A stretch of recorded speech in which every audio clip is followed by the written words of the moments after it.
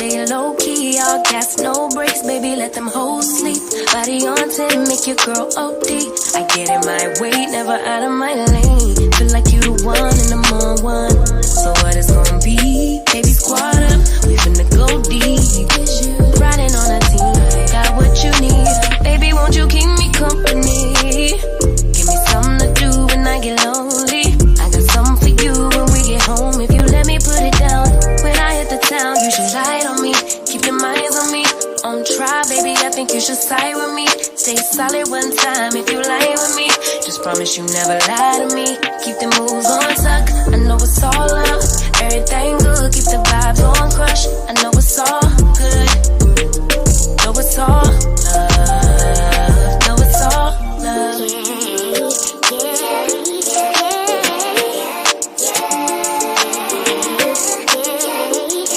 I've been feeling like the motherfucking man lately. Can't nobody do it like I can daily. Baddest in the lattice in the land.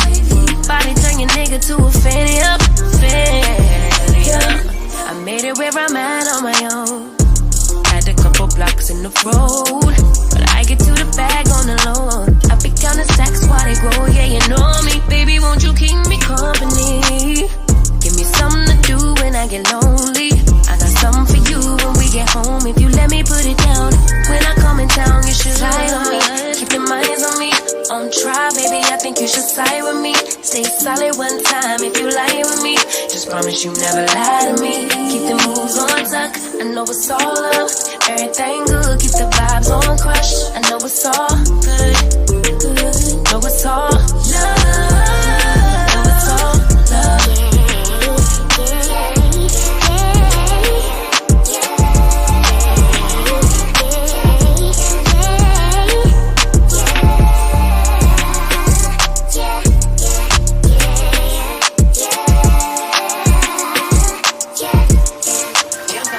We are live.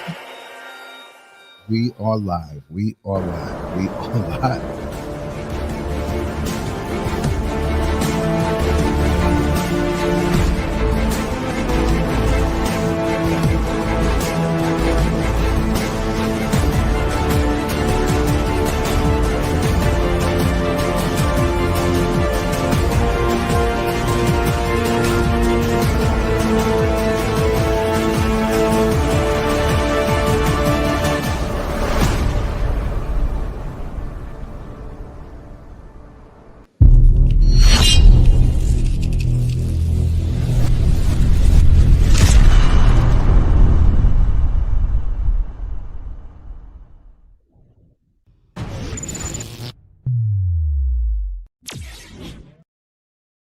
Thank you for your patience. We are live.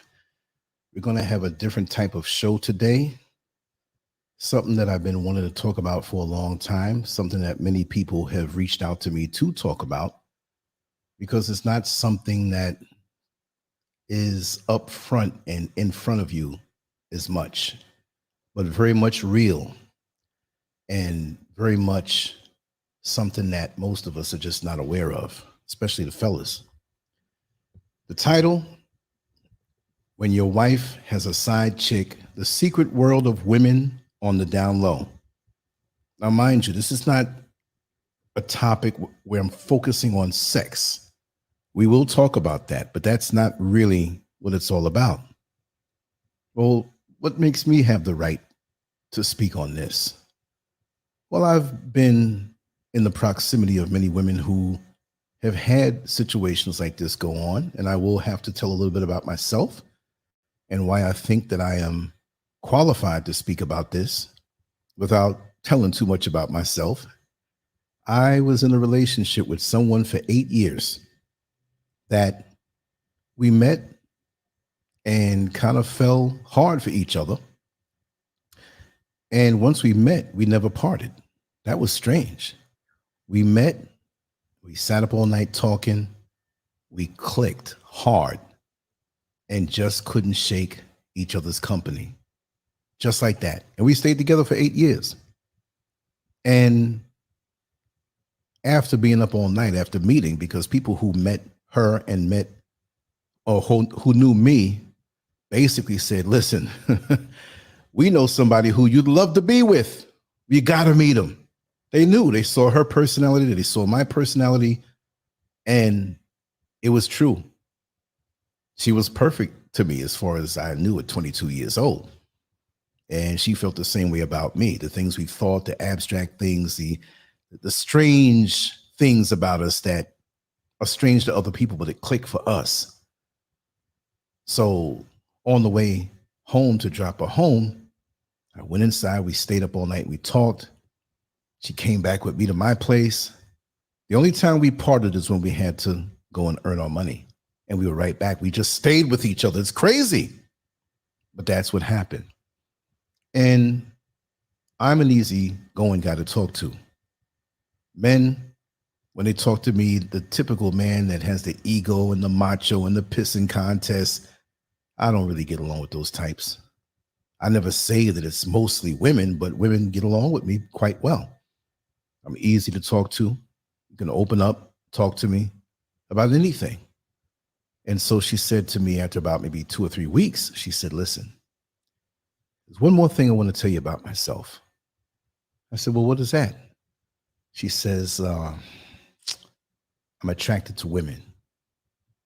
Now, me being a person growing up in New York City, I kind of know or knew a whole lot about many factions of it. It wasn't like, yeah, I got busy with these 2 chicks. No, it wasn't about that. Eventually, we got into that a whole lot, but that is not what this topic is about. I'll save that for the Patreon, all the crazy stuff, which I've shared a lot more on the shows before, piece by piece. So as a person growing up in the city of New York and who was kind of quite experienced at that point, and it wasn't a negative, it wasn't anything really. It was just, okay, that's who you are. We just met. We really are attracted to each other and it got intimate at that point. But it wasn't a struggle for her, but she just wanted to make sure because she knew that I would not have a problem with it. And I wasn't looking at it like, oh yeah, we can have fun. We can connect the dots. We can do like a Lego set and bring others in. I've done that already lots of times. It wasn't a thing for me. I was really into her energy. And so she told me to the extent, and that possibly if she found somebody attractive and they found her attractive, would it be a problem with me? She had no problem sharing, but it wasn't about that. I said, listen, no problem. It was basically open. And she said, listen, if you meet somebody that you're attracted to and you want to hang out with them or spend time with them, just let me know. But me and you are going to be together. I was like, wow, there's a different kind of relationship here. But it wasn't a frantic move to just have somebody and just run with other people. I could flow the way I always knew to flow. Okay, let's see how this works out. Well, she did hair. She was a hairdresser eventually, not right away. But she went to school while we were together and she was pretty good with it. She was one of the best. And I'm leading it this way because I could tell it another way. I'm not into the sensationalism. I'm more into the emotional thing tonight with this particular situation. So she had the proximity of being around lots of women doing hair. And she would come back home and tell me the stories of what they were going through in their life and different things. And I was one who knew how to keep my mouth shut. But we were like, Bonnie and Clyde. We were a dynamic duo, but I kept my mouth shut. So she was telling me how she would get different vibes from different women. And she would explain to me how she may or may not have been attracted to them. Now, I'm not speaking about like just to bring them home. I'm setting up my situation, or I'm setting up this show by speaking about my situation, which gave me tremendous insight into this world. And I'm going to take it away from my situation and in general through what I have observed personally. And this is what gives me maybe the right, because there may be women out there who says, you're a guy. How do you know about this stuff? Well, I lived this for 8 years constantly. It was a part of my lifestyle. So I lived a lot different than people around me. Some knew and some didn't, but it wasn't something that I was trying to exploit because we still had a core relationship. Now, pulling it away from me in my situation, which I will add a little bit more in, she knew women who, by being there to be in her chair every week or twice a week or every 2 weeks, she got to know them. They talk. The hairdresser, the stylist becomes part of their psyche. This is the person I can talk to, that I can tell my situation. And after time of that trust, they would get close. She would tell me things. I would get to meet these young ladies sometime. And eventually, in the back of my house, I added on a small beauty salon where, when there was overflow, a lot of the customers would come to the house, which was a very dangerous situation around me at that time. But I was cool. Now let's take it away from that. Let's take it away from me. Those are my qualifications. I can get into the gory details, but again, it wasn't just a sexual thing. I had a chance to speak with many of these women who opened up about that with my old girlfriend. And I had discussions with them, and lots of times we all three got involved, or maybe it was just them. Didn't matter to me. Now let's take it away from my situation, because this is not about me. This is about wives, not with the knowledge of their husbands. Okay? Because a lot of those clientele of my old girlfriend, they were creeping behind their husband's back, usually with another woman, or they had a desire to do so. Now, who is going to give statistics properly? Nobody on this subject is going to give it, because the same way when we talk about down low brothers who have a wife at home, but they're creeping with another man, who's going to really be honest if there's a survey? Okay, man, there's 100 of you. I want you all to be honest. It might be 60% of them doing that or open for that, but the results might show 13%. So we can't really say, because who wants to reveal what is really going on with themselves on the inside? But I will say this. There's a lot of frustrated women out here, and it has nothing to do with sex. A lot of us brothers, lots of times, we bypass the emotional. We bypass the romanticism. We bypass the true intimacy. We bypass the foreplay. And I say that point, but I'm not speaking just about sex. We bypass the closeness. We bypass the eroticism. We bypass the warmth. And we're men. We're not women.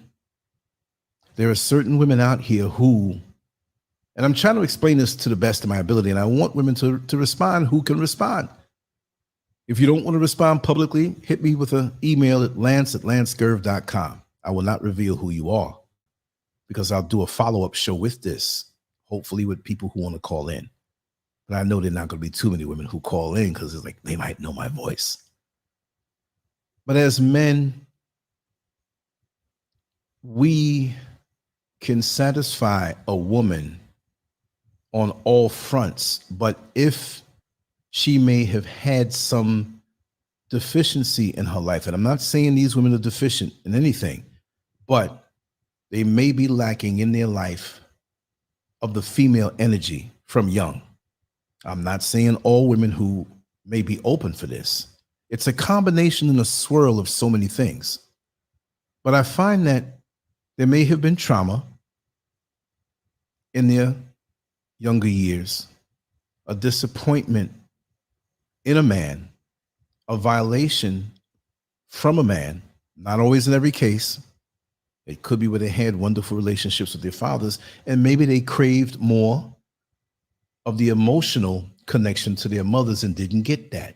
Not in all. See, okay, let me just get this straight. And everything I state, I'm not going to say not at all. And again, don't come into the comment section, well, you can't say, no, I'm just throwing out different things on the buffet table, and you mix and match in your plate what you see to be the truth. Because it's vast combinations. It's vast. You just can't say one way. I'm just throwing out a few. So we have a woman who may be in a marriage and she just doesn't get it from her husband. She loves her husband. Sometimes eventually they fall out of love with the husband, but initially she felt she loved the husband, but she may have learned certain things about herself at that particular point in time. Maybe she always knew. Maybe she knew aggressively from within and really might be using that man as a beard, meaning, for those who don't know, a front, a cover-up. So she can appear normal to the world. I'm not going to say you're abnormal if you're doing the other things, but what society expects from you, or you're in a circle of family, oh, she's married, and you're fulfilling them with that, but your real passion is not that man. Your real passion may not be a woman who you may not have anybody, but deep down, you might be open to that if that happens, because there are voids inside of you that you realize. And lots of times, many women out here may not trust men. They date men, but they can't open up all the way. It doesn't do it for them. And then when a man is being a man and being a little macho and a little aggressive and thinking he has to be this way to impress this woman, that's the very thing that pushes them away. It's like, oh, man. They like the penis when they get it, but it's something missing. And again, it's not just sex. They may have little arguments. They may have little things that mean a lot to them that man is not sensitive enough to pick up on, to discuss. You see, many men fight so hard to show you their masculine energy. And there's no man who's a real man who wants to be a woman, no. But we do have a softer side, an emotional side that we never show because it's not the right macho thing to do. They may not say it that way. They may not say it exactly that way. They may not even say it at all. They may just kind of fall into that because they feel that this is what they have to display. Some of these men would never cry in front of a woman. Some of these men would never show or crave a multi-dimensional relationship with this woman. I'm the man, you're the woman, and that's it. Not showing any sensitivity, not showing any creativity, not leaving that macho, super masculine thing. Oh, just leave it at the door. You're a man. You don't have to prove that you're a man. But in you trying to prove that you're a man to the world and be rough and tough and strong and you're pushing that particular woman who may have these needs into the arms of another woman. Hence, when your wife has a side chick, the secret world of women on the down low.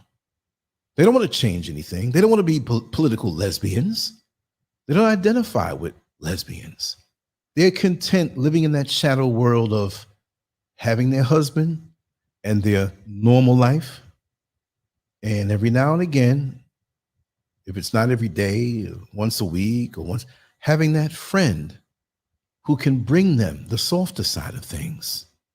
Having that person who can listen to their fears and their aspirations and their dreams and the little things that these testosteronized men overlook. Isn't that something? I have witnessed this time and time again over the years of my life, because what I learned in that relationship that I was in, I haven't forgotten. There are many women that I see and I'm like, she's going through some things, or she may not be. She's open for that. Now, that's not all I think about, but sometimes when I see people, it can knock me down.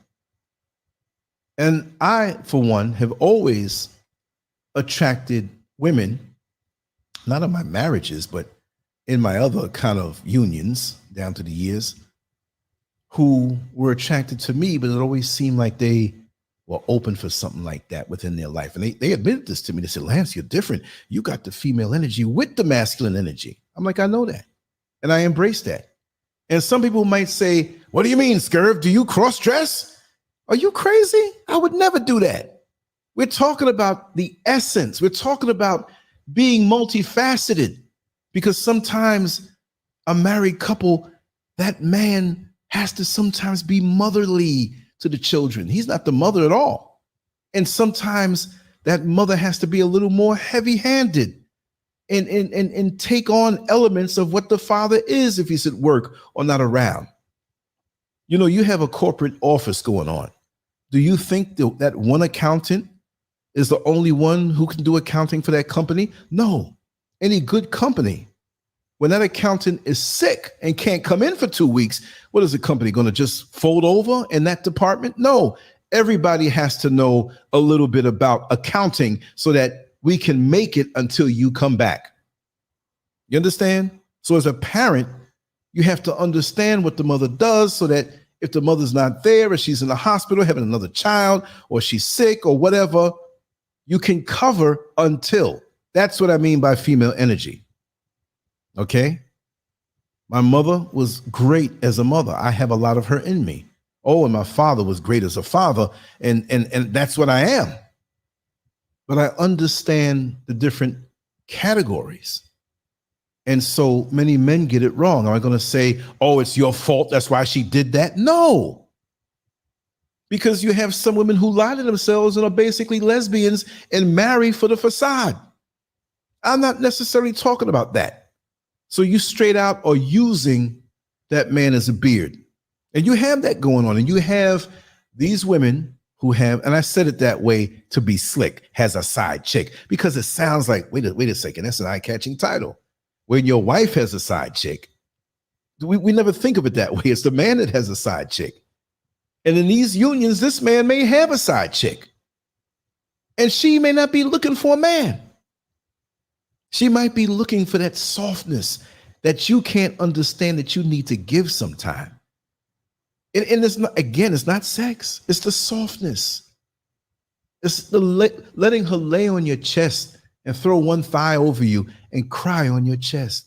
And you stroke her head and you say, what's wrong, baby? Talk to me.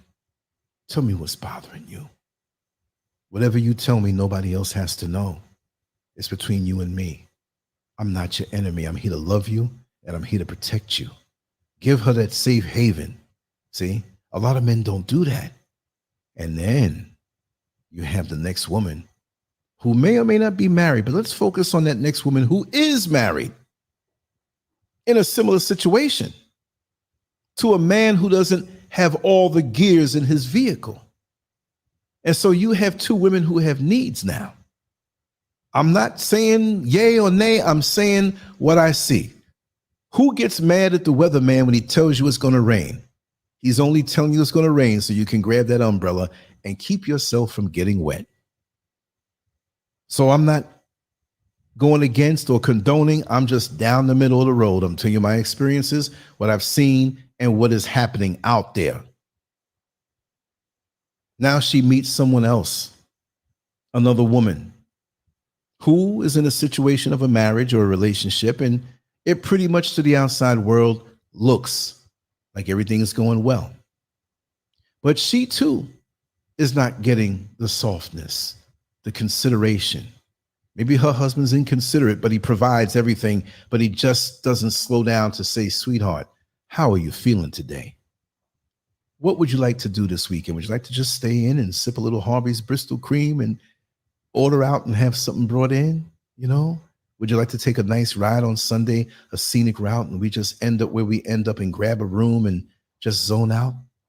There's a lot of things that we miss as men. We think, and again, not to be lewd, but it's always about the dick. No. If it's always about the dick, then how come a lot of our sisters are turning to each other for the love and affection that your damn dick can't provide? It's not always about that. Sensitivity, consideration, and letting her be herself. You know, some men don't accept a woman as she is. Many women come into relationships and it's like, well, you know, I love him and he said he loves me, but He's always ragging me because I'm 30 pounds overweight. And I know because the woman may have some emotional issues that cause her to maybe eat a little bit out of comfort. You can't come and say, oh, damn, girl, you're getting bigger than ever before. You need to go to the gym and lose weight. That's going to make her pull back. Get to the bottom of it. Look past that.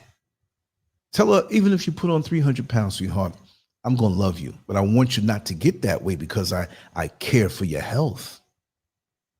But let's talk and find out and investigate. She may not know or she may know, but when you're with somebody as a man, she becomes the one you study to be able to please her more. You both should be students of each other. And maybe she did everything that it takes to please you. And with a lot of us men, it doesn't take much to please us at all. But it's not necessarily the same things that she needs. You know, how do they say it? Men are basic. Keep his stomach full and his balls empty. Well, he may think, well, my stomach is full and my balls are empty, and you ate the food too, so you full, and you took care of me, and I took care of you in the bedroom, so you should be all right. It's not enough. It's not enough. There's so much more. As simple as it may seem, there's so much more to pleasing a woman than just that one thing. Yeah, I'm seeing the comments now. Lamont, thank you so much. Your kind words. I like to talk about things that people don't like to talk about or are uncomfortable. You know, things that I know about.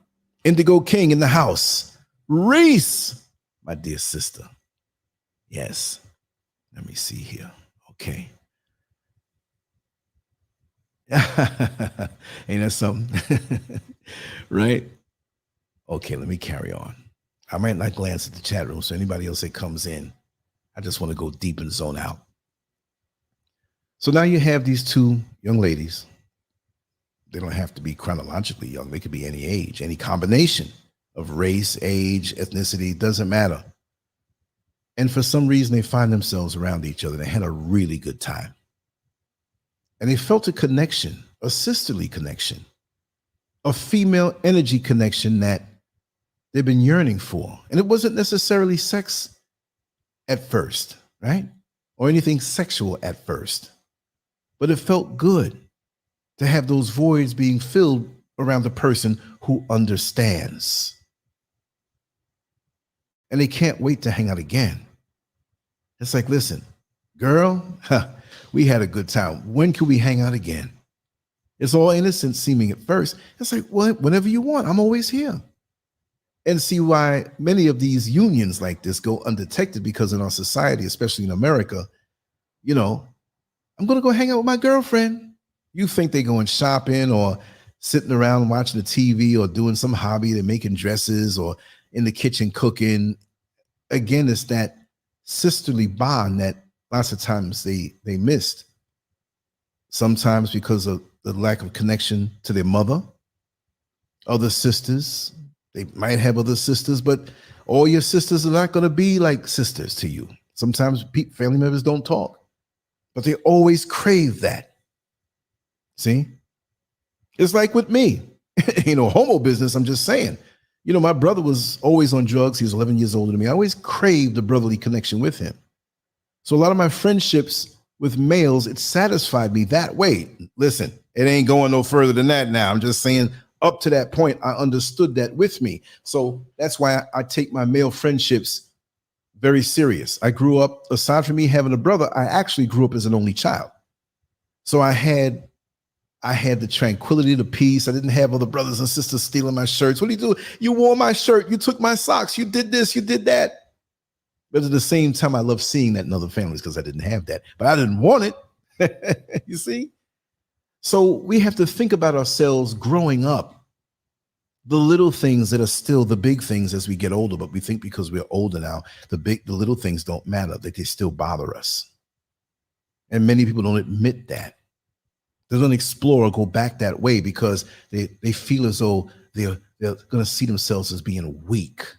That's a lot of men. But with women, the things that have happened to them, the scars that they caught, they of course they don't forget it. It's ingrained into their emotional and psychological makeup with everything that they do in a day.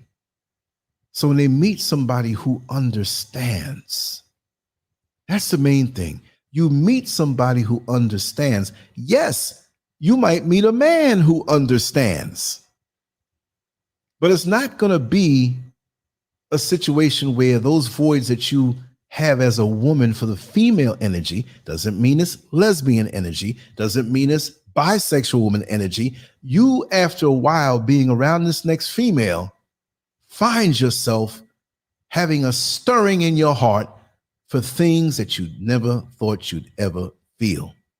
But all the while, the thought of it was never repulsive.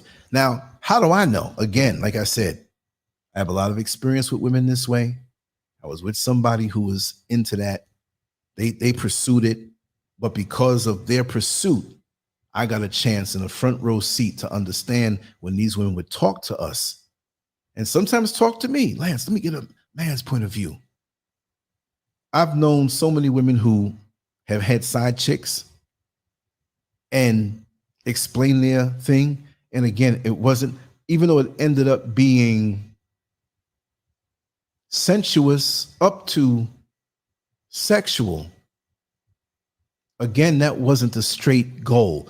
Yeah, after a while, it's easier to get into that because now you have a friend. I'm reflecting now. I'm not saying this is me saying it, but through my experience, because you have a friend where you can go there. So if you felt that way, you can get that out the way.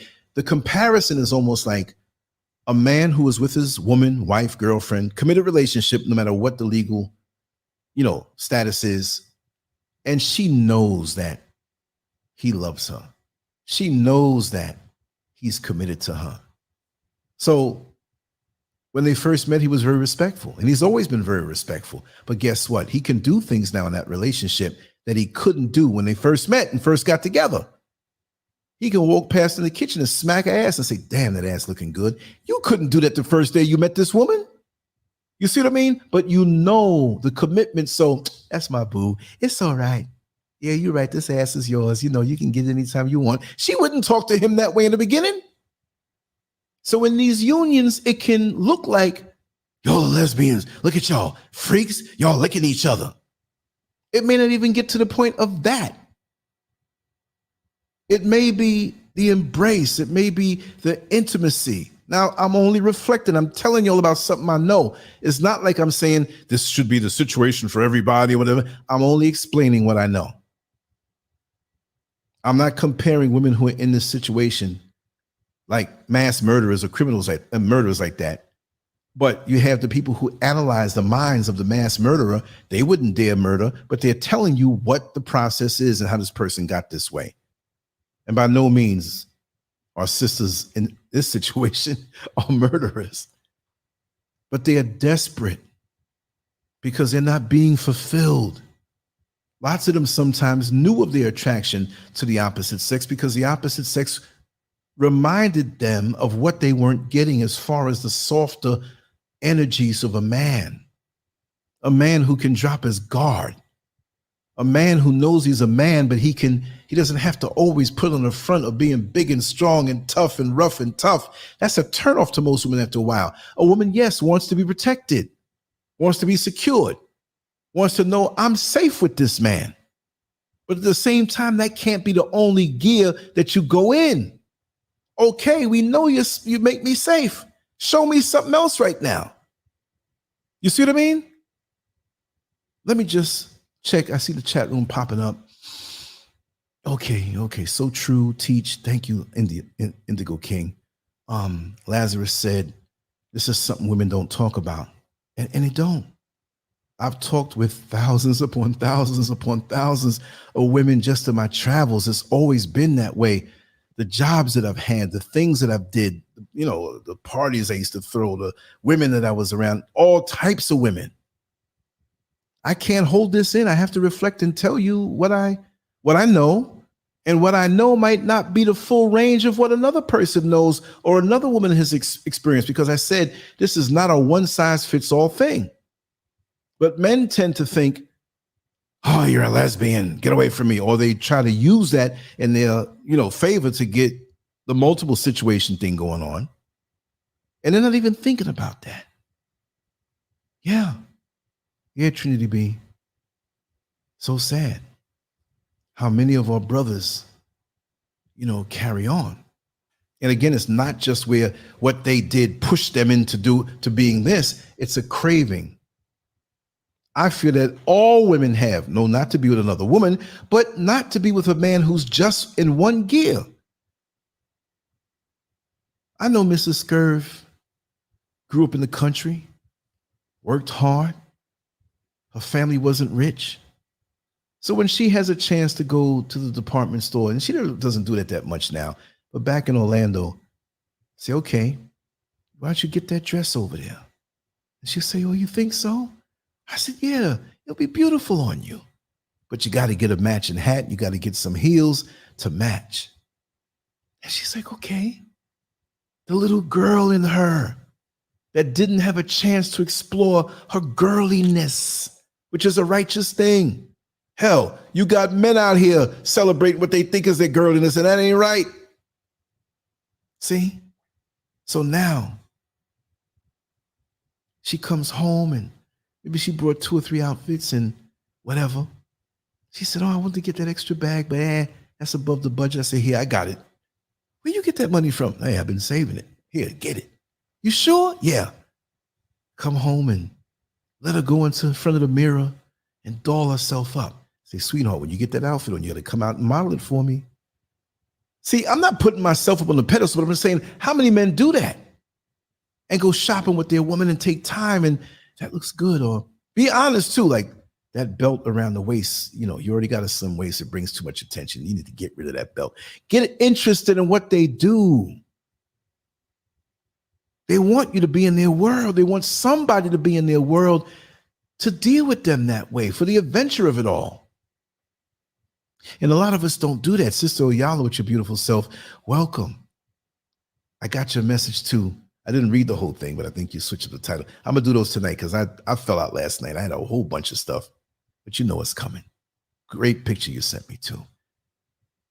But women, most of our sisters want their man to be in their world on all levels. They want to feel full. It ain't just full of penis. See, that's where we go wrong. Yeah, man, I've knocked her back out, man. I took it. Man, come on, man. Is this some kind of aggressive game here? And to add on to that, since we talked about that, why don't you cater to her sometime and stop looking for reciprocation when it comes time in the bedroom? Sweetheart, tonight it's all about you. You've been working hard. I want you to lay back and rest. Just relax and enjoy. Doesn't have to start out with sex. It can start out with a foot massage, a full body massage. Expert oral the way she likes it. Maybe she don't want no penis that night. She might just want to fall out, and then you cuddle her as she drifts off to a beautiful sleep. You gave her a beautiful day. She had a nice outfit, and you say, come on, sweetheart, I got to show you off. They want to be prized. See, we don't do these things for our women. And guess what? It's not hard now that when the opportunity presents itself, and it's not like it's something in their mind to say, oh, I want to go to bed with a woman. It's not even about that. You make me feel this way. You fill my voids. You happen to be a woman and I'm a woman, but your energy, our discussions, the things I relate to and you experienced, so you understand. Men can be insensitive and not want to know. And they can understand. Make me know. Make me understand. I don't know. I want to know you. I want to study you. I want to have a degree in you. like a college, and you get a degree and you study and you become an expert. I want to be the expert on you. I need to know your social security number. I need to know your foot size. Need to know how much salt or seasoning you need on your pizza. I need to know how much you like to drink. I'm not encouraging that, but, oh, this is what she likes. Sweetheart, it's a little too much. Let's go on home. I need to know. And see, these are little things that another woman in the same situation with an insensitive husband, and it's not just based on the insensitive husband. We can have situations like this where there's no man at all involved, but they find each other as a friend, and they're not gravitating toward the men because the men are just too basic. They just want to see things their way. See what messes up a lot of men? Let me just be funny and say, it's not even a joke. You watch porn. Ain't nobody here never saw porn before. All right? When the man comes, the scene is over. How sick is that? See? Okay, here it is. Johnny Greens, thank you. Thank you so much. Much love and appreciation. Matter of fact, I got some potatoes in front of me and some greens right off the property. I killed half of it. And I'm like, I'm going to snatch a little bite every now and then when nobody knows. But thank you so much. Right? Okay. Let me see. Let me go back up a little bit. Okay, I got those. Miss D, nice. Yeah, right. Women don't discuss this topic. Oh, I already hit that one up, but anyway, I just needed to say it again. Lazarus said, Lance, how did you find the right woman for you? Well, it wasn't like I'm gonna find. You know, women out there. I'm not going to change the subject, but I'm going to touch on that just for you, right? You have to know yourself. Thank you, Johnny Greens. And I don't put myself up to be like this great man of wisdom because I made a lot of dumbass mistakes. And I guess that's why I know some things, right? When you have a dog in the backyard and, you know, he doesn't have a designated place to go make his poo-poo and you step in shit, you know where not to step. You know, to put that floodlight on. Let me be careful where I'm stepping here. Trial and error, brother. You just, you know, that's how you get your wisdom. Get out there and just put your hands in life and experience it. And after a while, you'll learn. We all do. What about finding the right woman is making yourself a complete man as much as you can, knowing yourself, knowing how you like to live. It's not like you're a person as a man, since you asked me, I'm a man. I'm looking outward. I have to find the right woman. I have to find, I'm not making fun of you. I'm just saying it that way. I have to find the right woman. I have to find the right woman. But what about you? And if the woman finds you, are you the right man for her? Do you know yourself? Like, see with me, especially Mr. SCURV, I said, hey, listen, I wasn't into YouTube back then. YouTube was brand new, but I was into the writing and the drawing. And I said, listen, I'm in contact with a lot of people. Let her know who you are. So there's no trial and error from two people who don't know who they are, and they have to find themselves that way. You see? Johnny Greens, once again, much love and appreciation. I'm going to keep putting it down. I really appreciate it. It helps the platform. Brother SCURV ain't a rich man, but this will help me to replace equipment and do different things and programs, and I'm committed to this. I don't think I have to say that to anybody. Y'all know I'm 24/7 unless I'm sleeping or taking care of some other business. You know, thank you so much. Jenny from the block, you just got here. You're going to have to listen to some of this from the beginning to understand it completely, but I know you have the intelligence to just jump right on in like a car merging into the highway with no problem, right? Yeah. But about the whole thing about, yeah, you have to know who you are. If I have a vehicle to sell somebody who's a total stranger to me, and I don't know that the transmission had a little issue, there was a little problem with the engine or the radiator or whatever, how can I tell them that and I don't know? I have to know my vehicle unless I'm lying, which a lot of us lie. We have a representative, you know, meet that person, or we put up our front that way. But it's more of a turn on to a woman when you can tell her your good points and the parts that you have to work on. Many people don't do that. We're at the club shaking our keys to a car we don't own. We know it's a Toyota Corolla that's 20 years old out there. We shaking Mercedes-Benz keychains. No, not everybody. I'm just saying it to illustrate the fact that we don't dig deep, and we have to put ourselves, that's the way you attract a good woman. I'll say not find, but attract. Because some will know, I can't handle this man. He knows himself. I can't bring my baggage, if they have baggage, into this man's life because he is so disciplined. He knows what he's all about. You see what I mean? So when you exude those qualities of what you really are, and you get into the discussion with a woman, and you want to know this woman, that she has to know herself. She has to know herself. You have to get to a certain level of maturity to know yourself. And it's not always going to be perfection. There is no perfect thing out there. In our fantasies, it is. But, when you're in the bed with your woman, you're making love, there's a union of perfection that feels that way. But you know that there's some flaws there that we both need to work on. The beautiful part is that you can help each other work on each other's things. But you have to be honest and know what those things are so you can move forward with the other person. You see what I mean? It's crucial, because if we don't know ourselves, guess what? We're gonna look. It's like going to the shoe store, right? And you don't know your shoe size. You don't know. I mean, you can get measured, but what if those attendants that are there are not paying you no mind? They're busy talking. They're on their phone.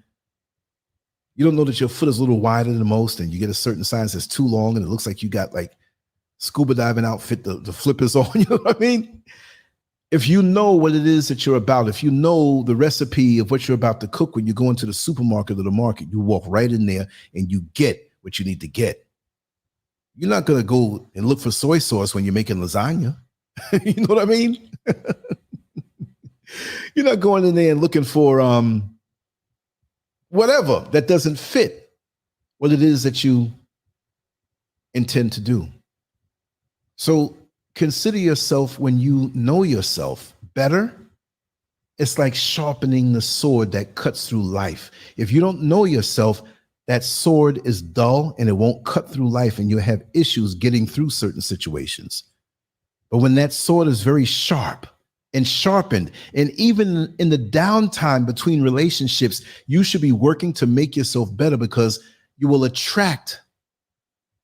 And it's not a perfect woman, but that one who will interlock with you best. And don't go on thinking it's going to be this body type or this height or this weight or this. You don't know. There's a dude I know that, he had a certain type in his mind, but it began to fade as he got mature. He ended up with a little person. And I mean a little person, like 4'5". And he used to... Like, look at you, and you're happy as can be. So if you're thinking dimensions, or you're thinking this or thinking that, throw all of that out of the window. Get to know yourself, and you will attract somebody who fits like a glove. That's half of it right there. We have so much in our head. Oh, I would like this, and I would like that. Now we know what we have as far as our turn-ons and our preferences. There's nothing wrong with having preferences, but there might be a preference behind the preference that you didn't know about. See, we're fluid. I'm not saying gender fluid. Maybe the two girls here are all right. But I mean, there's so much about us that we need to learn. We're our own universe. Yes, it requires openness, Lazarus. And knowing who you are, Master Glam, in the house. I love it.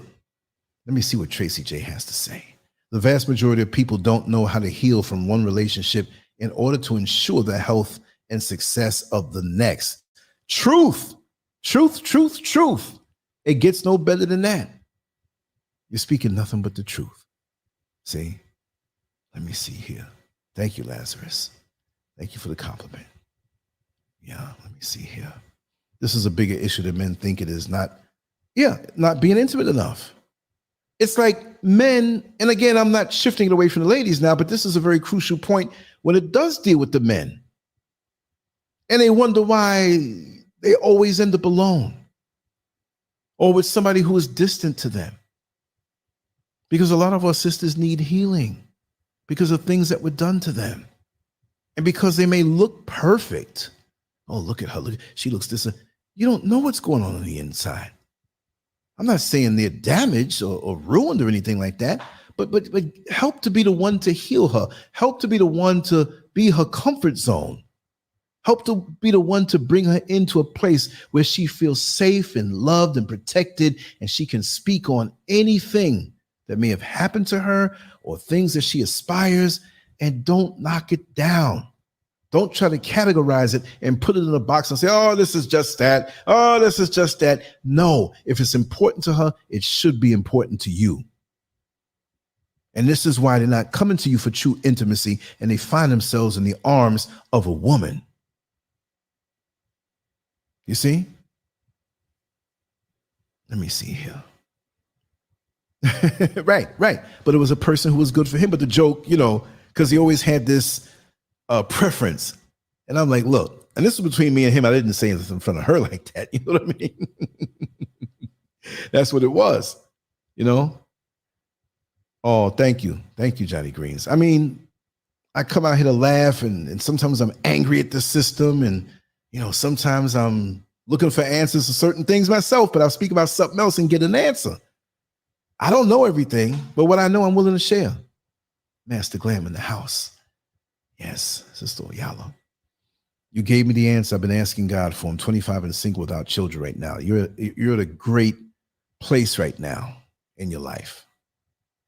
And there are many people, and I'll tell you, and we'll come back to the other topic, but we'll cook on this a little bit. There's so many people that from when they're 18, 19, 20, they start getting in relationships. And by the time they're 60 and 70, their life has been leapfrogging from one to the other, sometimes two at a time, and it never ends. Like one never ended without the other one beginning. And they say, what the hell did I do? When they look back.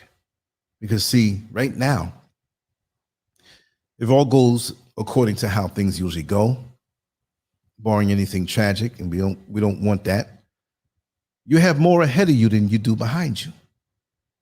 So your thinking cannot be even like mine, who I'm a few weeks short of 60. Not that I'm better than anybody, but I'm there already. I got a whole lot. Look, I can look back on 2 times your life plus some. In a few things, I'm like, I don't like that, what I saw from back in 1986. I'll never do that again.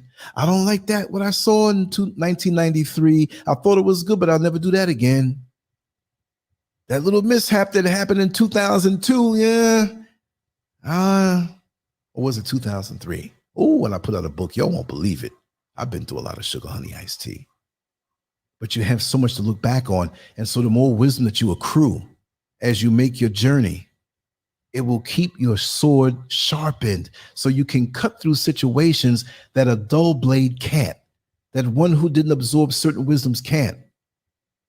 And you'll be happy. And you can meet that one, right? And you can date. You can date and figure out the energies of the opposite sex of what you like and don't like. That doesn't mean it's a relationship. That's where we get it wrong, that it just has to be relationship. Oh, I don't see anybody right now. I'm by myself. And you only go out to go into a relationship. No. Take your time and date people that seem as potential mates, but you don't put weight on it. You hang out with them. Nothing heavy. You're not proposing to them after the first date. You check them out. You see the things you like and what you don't like. Okay, when you go home to yourself, you say, even if you have a buddy you talk to, I like that girl. She's very intelligent, great conversation.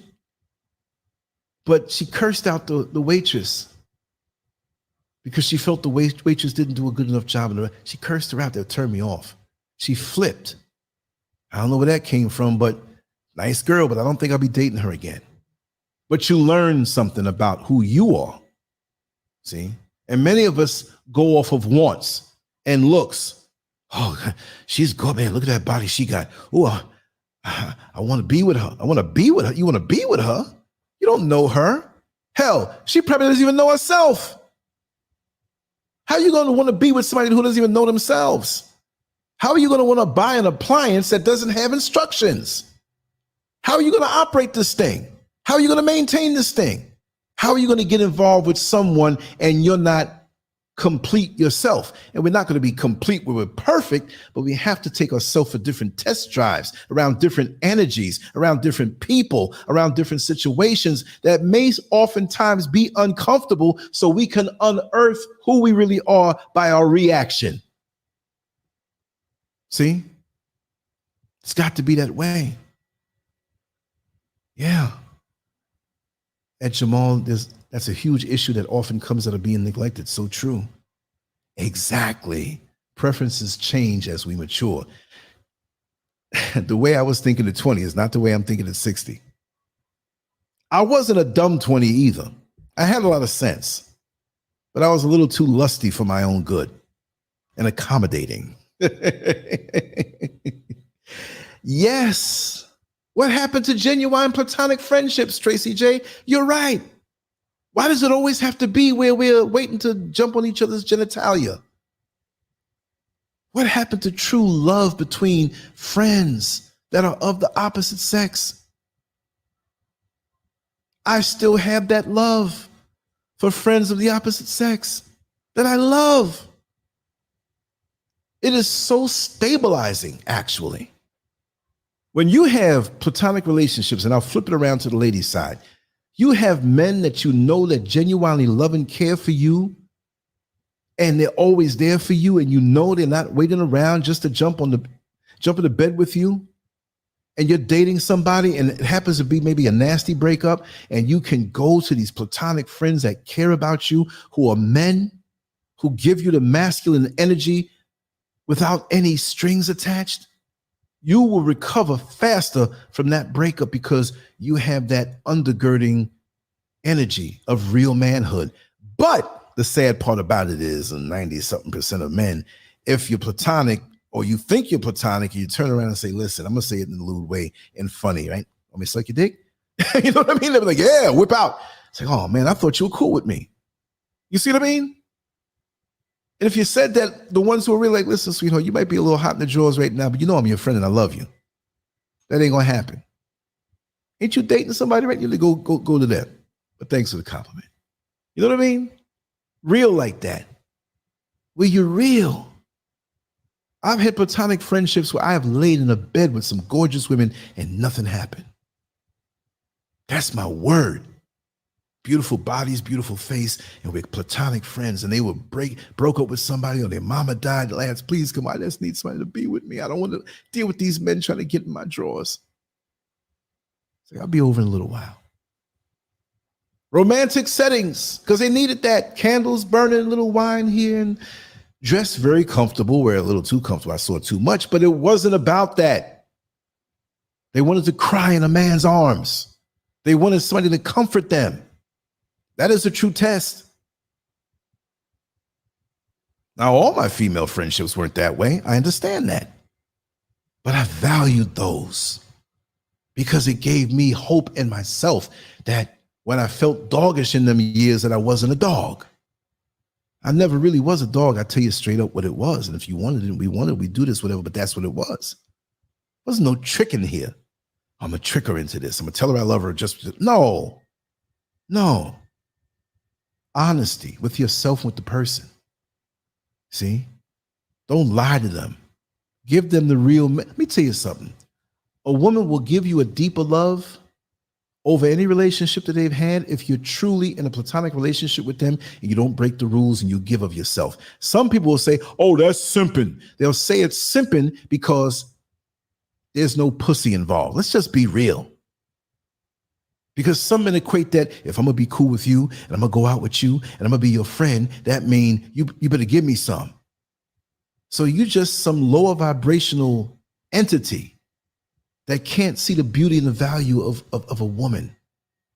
It doesn't have to be, you talk about the orifice down between the legs, but what about the space between her ears and that orifice of her mouth that will spew forth wisdom that will aid your life? When you're hurting as a man, there is nothing better than that woman who truly, truly loves you.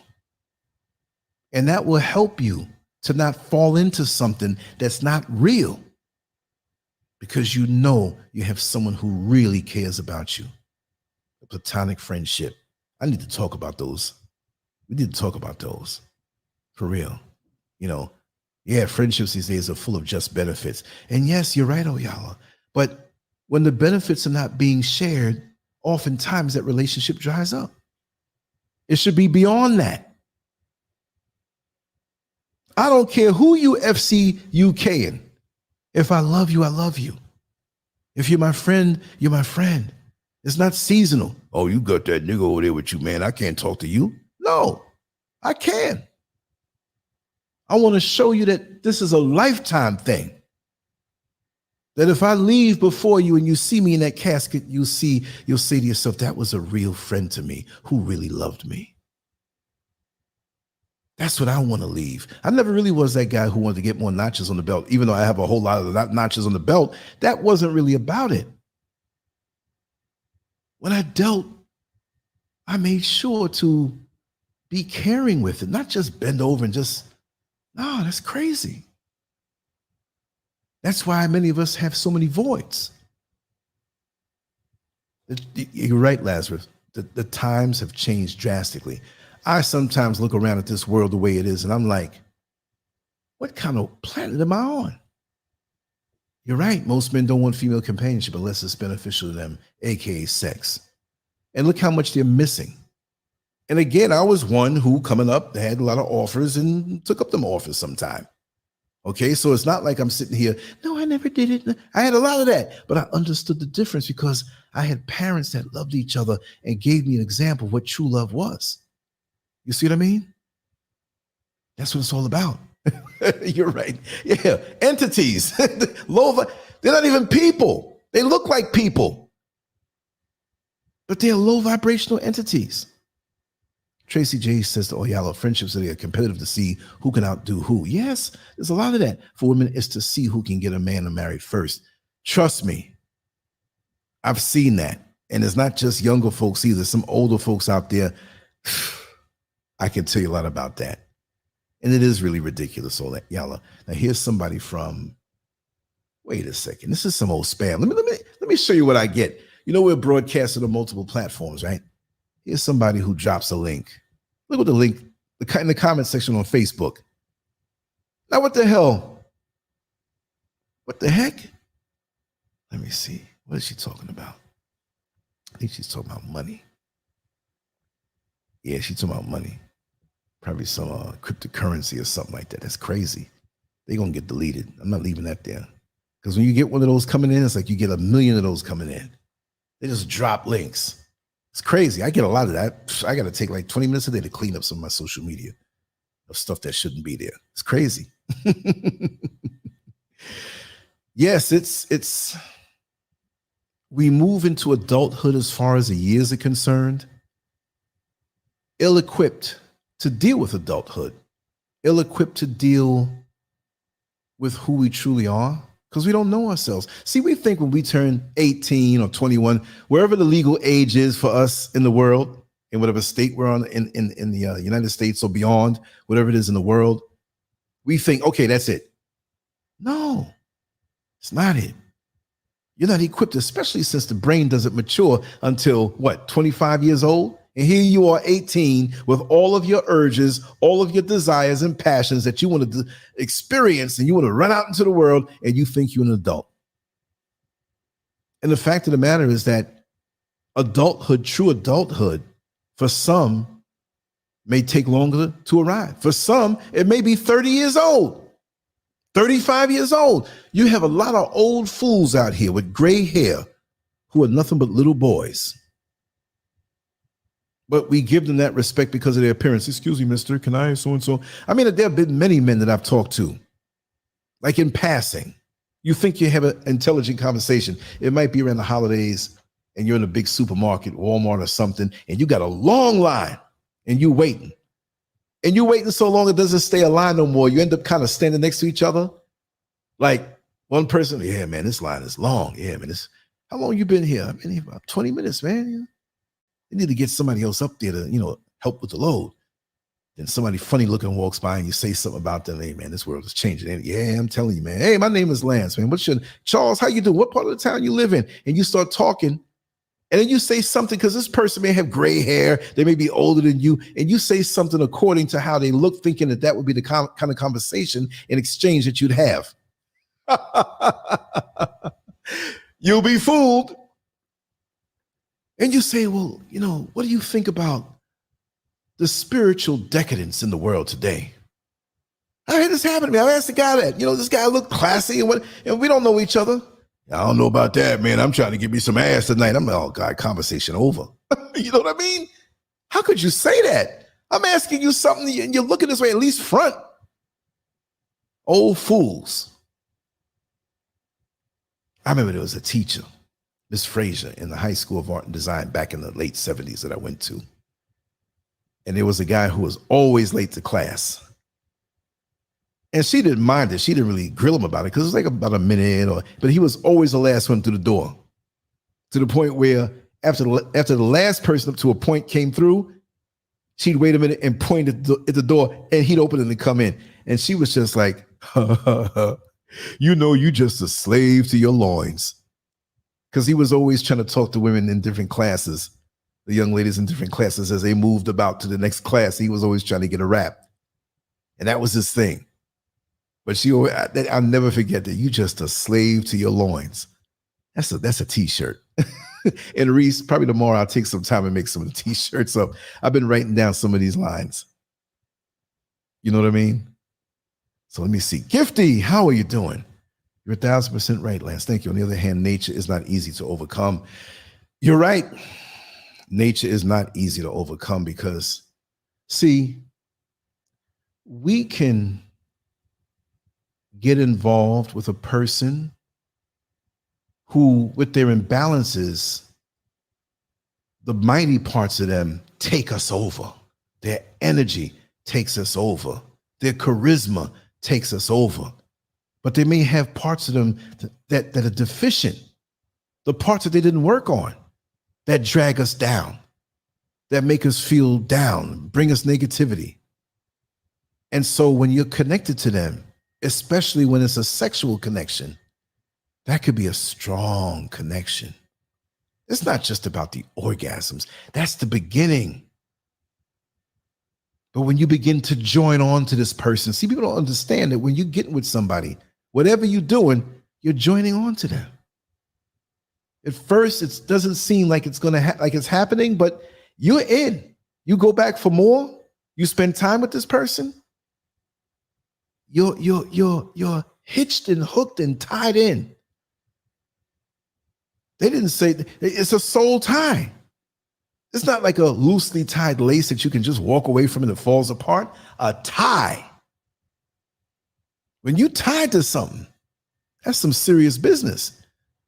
You ever have like shorts, you know, athletic shorts, it's the summertime, and you have to go to the bathroom real bad, and you realize you tied a knot. And you gotta go, number two. And you got a knot, and you just, I don't care if it pops, pop, because you got to go. See, that time, being tied, is no joke. Because when you realize you got to go out of that relationship and you realize you're tied, it's like, oh, damn, I didn't know I was this far in. You go to the beach and say, I'm just going to go up to my ankles. I'm just going to go up to my knees. And it could be a shallow beach, but you find yourself up to your shoulders, but the shoulder length or the depth is way out. You turn around and say, oh my God, I don't realize I was this far out. And that's the way it works in relationships. We don't know how far in we are.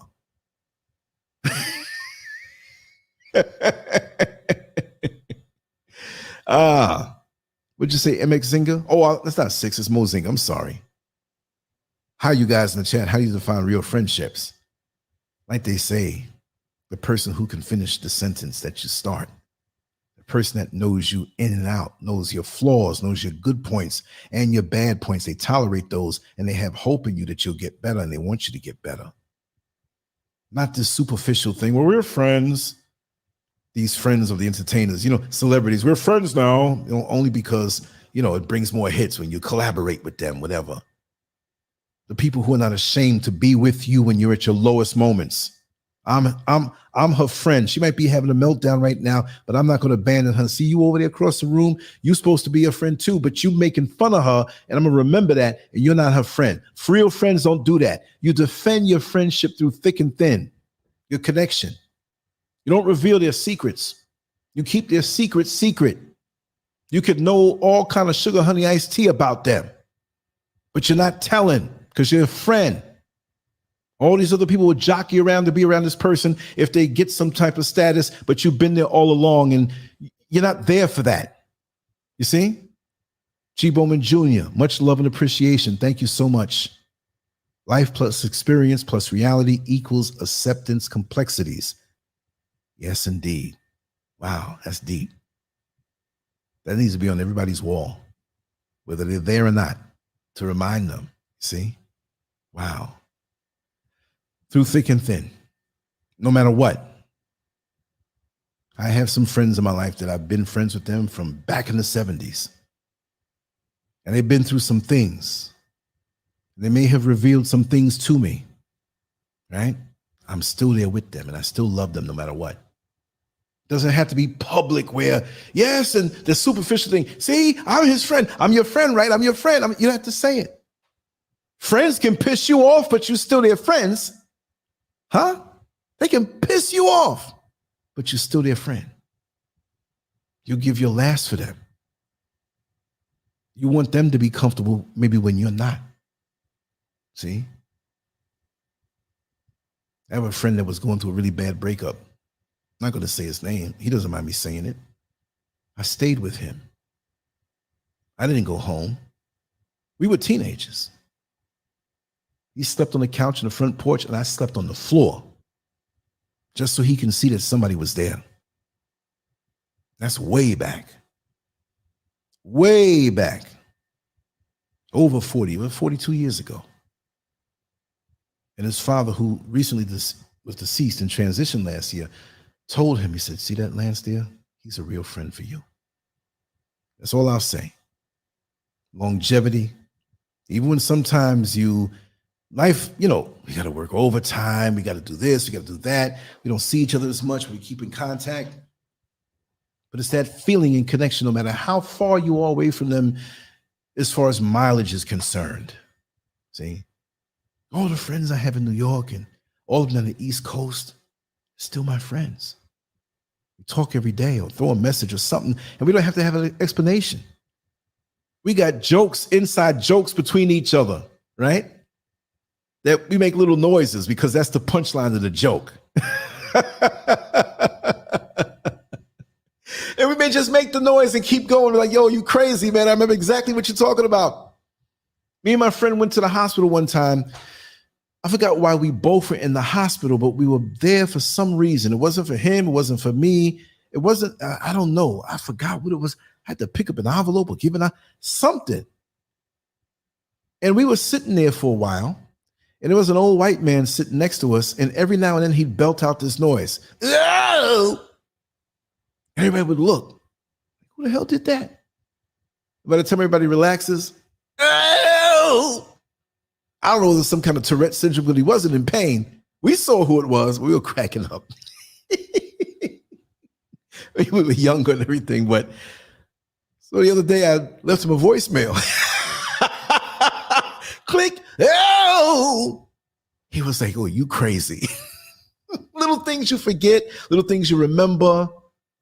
Being there when you both were crying on the phone and saying, man, it's been a wonderful life. And we were talking about each other's parents and they're all deceased right now. And we were saying little moments, little moments.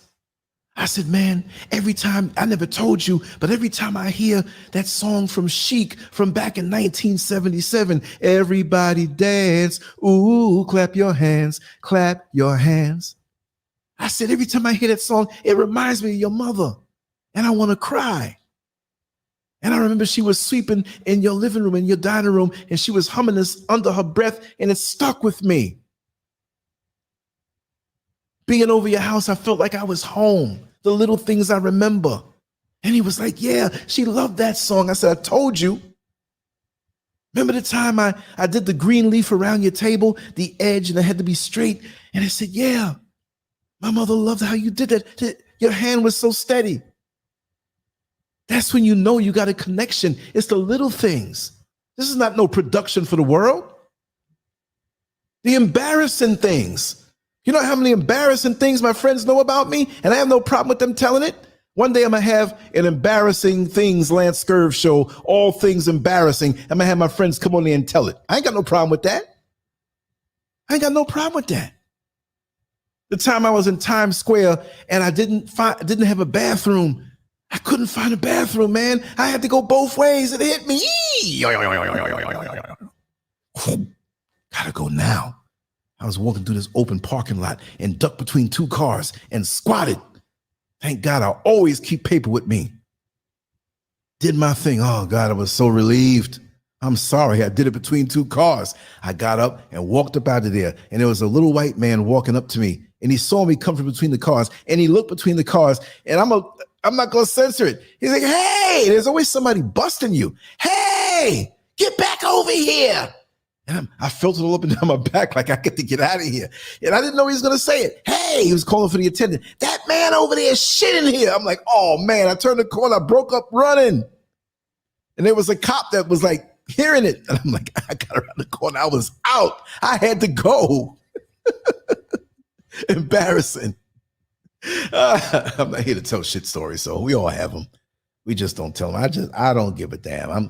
I'm loving this part of my life and being free and open to be able to say what I want to say. I remember I was on 46th Street between 5th and 6th Avenue, and there was some construction going on, and I had to go. I was trying to go in this restaurant, and they wouldn't let, oh, it's only for customers only. I said, well, listen, I'll be a customer. Just let me use the bathroom. I'll order something. They said, no, no, no. I was like, here come that sound again. Like that old song, here comes that sound. Here comes that sound again and again, again and again, again and again. That hit me. I looked around. I'm like, what the hell am I going to do?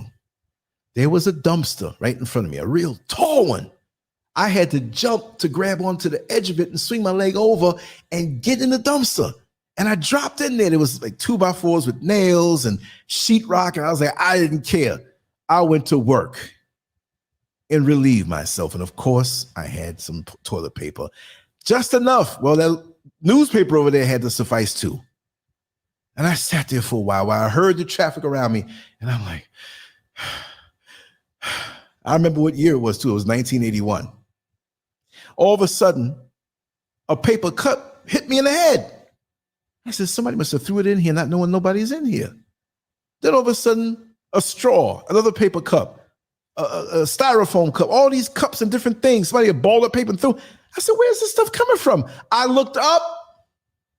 It was a whole office building, one whole floor, looking at me and started clapping. Hey! I was like, oh my God, I had to get up out of there. And they were yelling, screaming, laughing at me going down the street. Who tells stories like that? And for me to come out of that dumpster, that was a trip. People like, this guy come out the dumpster for? I had like, you know, the sheetrock has like the little like chalk in the middle of it. My pants, everything was messed up just with chalk, y'all. I go with precision. I can do drive-bys, trust me. Hit you right in the eye. But anyway, too much information, long story short. We got to always have a little humor in the shows. I don't mind telling my stuff. I see everybody laughing. I don't mind. If I can get you to laugh, I'll tell all my dirt. Master Glam is hollering. That's what it's all about. But yeah, a lot of brothers don't even know that their wives have a side chick. And they may be thinking, I got a side chick. See, she don't do it for me. So I got somebody on the side who does it for me. Well, brother, you may be surprised that she has somebody on the side too, and it ain't no man. How do you whip that? Because a lot of guys think, well, you with a woman, why don't you bring her on over and hang out over here? It ain't like that. She don't want you with her. She wants her for what she gives her. Not this masculinized, over testosteronized manhood thing. We know you're a man. Does every Lamborghini have to bust going over 100 miles an hour on a local road to show that it's a Lamborghini? No. Real men know their strength in many ways. The beautiful part about it is when you can deal on a gentle level.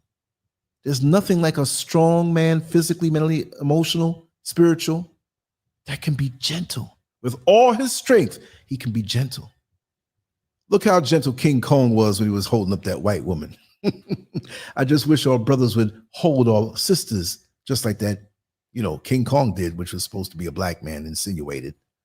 But as big and strong as he was, just in that one aspect alone, he held her gentle. And it's not just a matter of the physical holding. I'm telling you, it's the understanding. And if you don't understand, please tell me. I want to know. Show that gear, that you have many gears on your vehicle, your emotional vehicle, your spiritual vehicle, your mental vehicle, that you can accommodate her and draw out of her what needs to come out and give her what she needs. You ever hear the term emotional affairs? There's a lot of that going on across all kind of combinations. And it's happening. And people think, well, there's physical going on. That could be worse. Worse for the one who doesn't know. Because look what you're not doing. Some people don't want to do it. Some people don't want to get into it that way. If you can't get into it that way, how are you going to deprive somebody of the fulfillment? And when I say fulfillment, people just think sex. No, you can have sex with somebody all day long, pop out a whole bunch of babies, be with them together for years, and you don't even know them. How about that?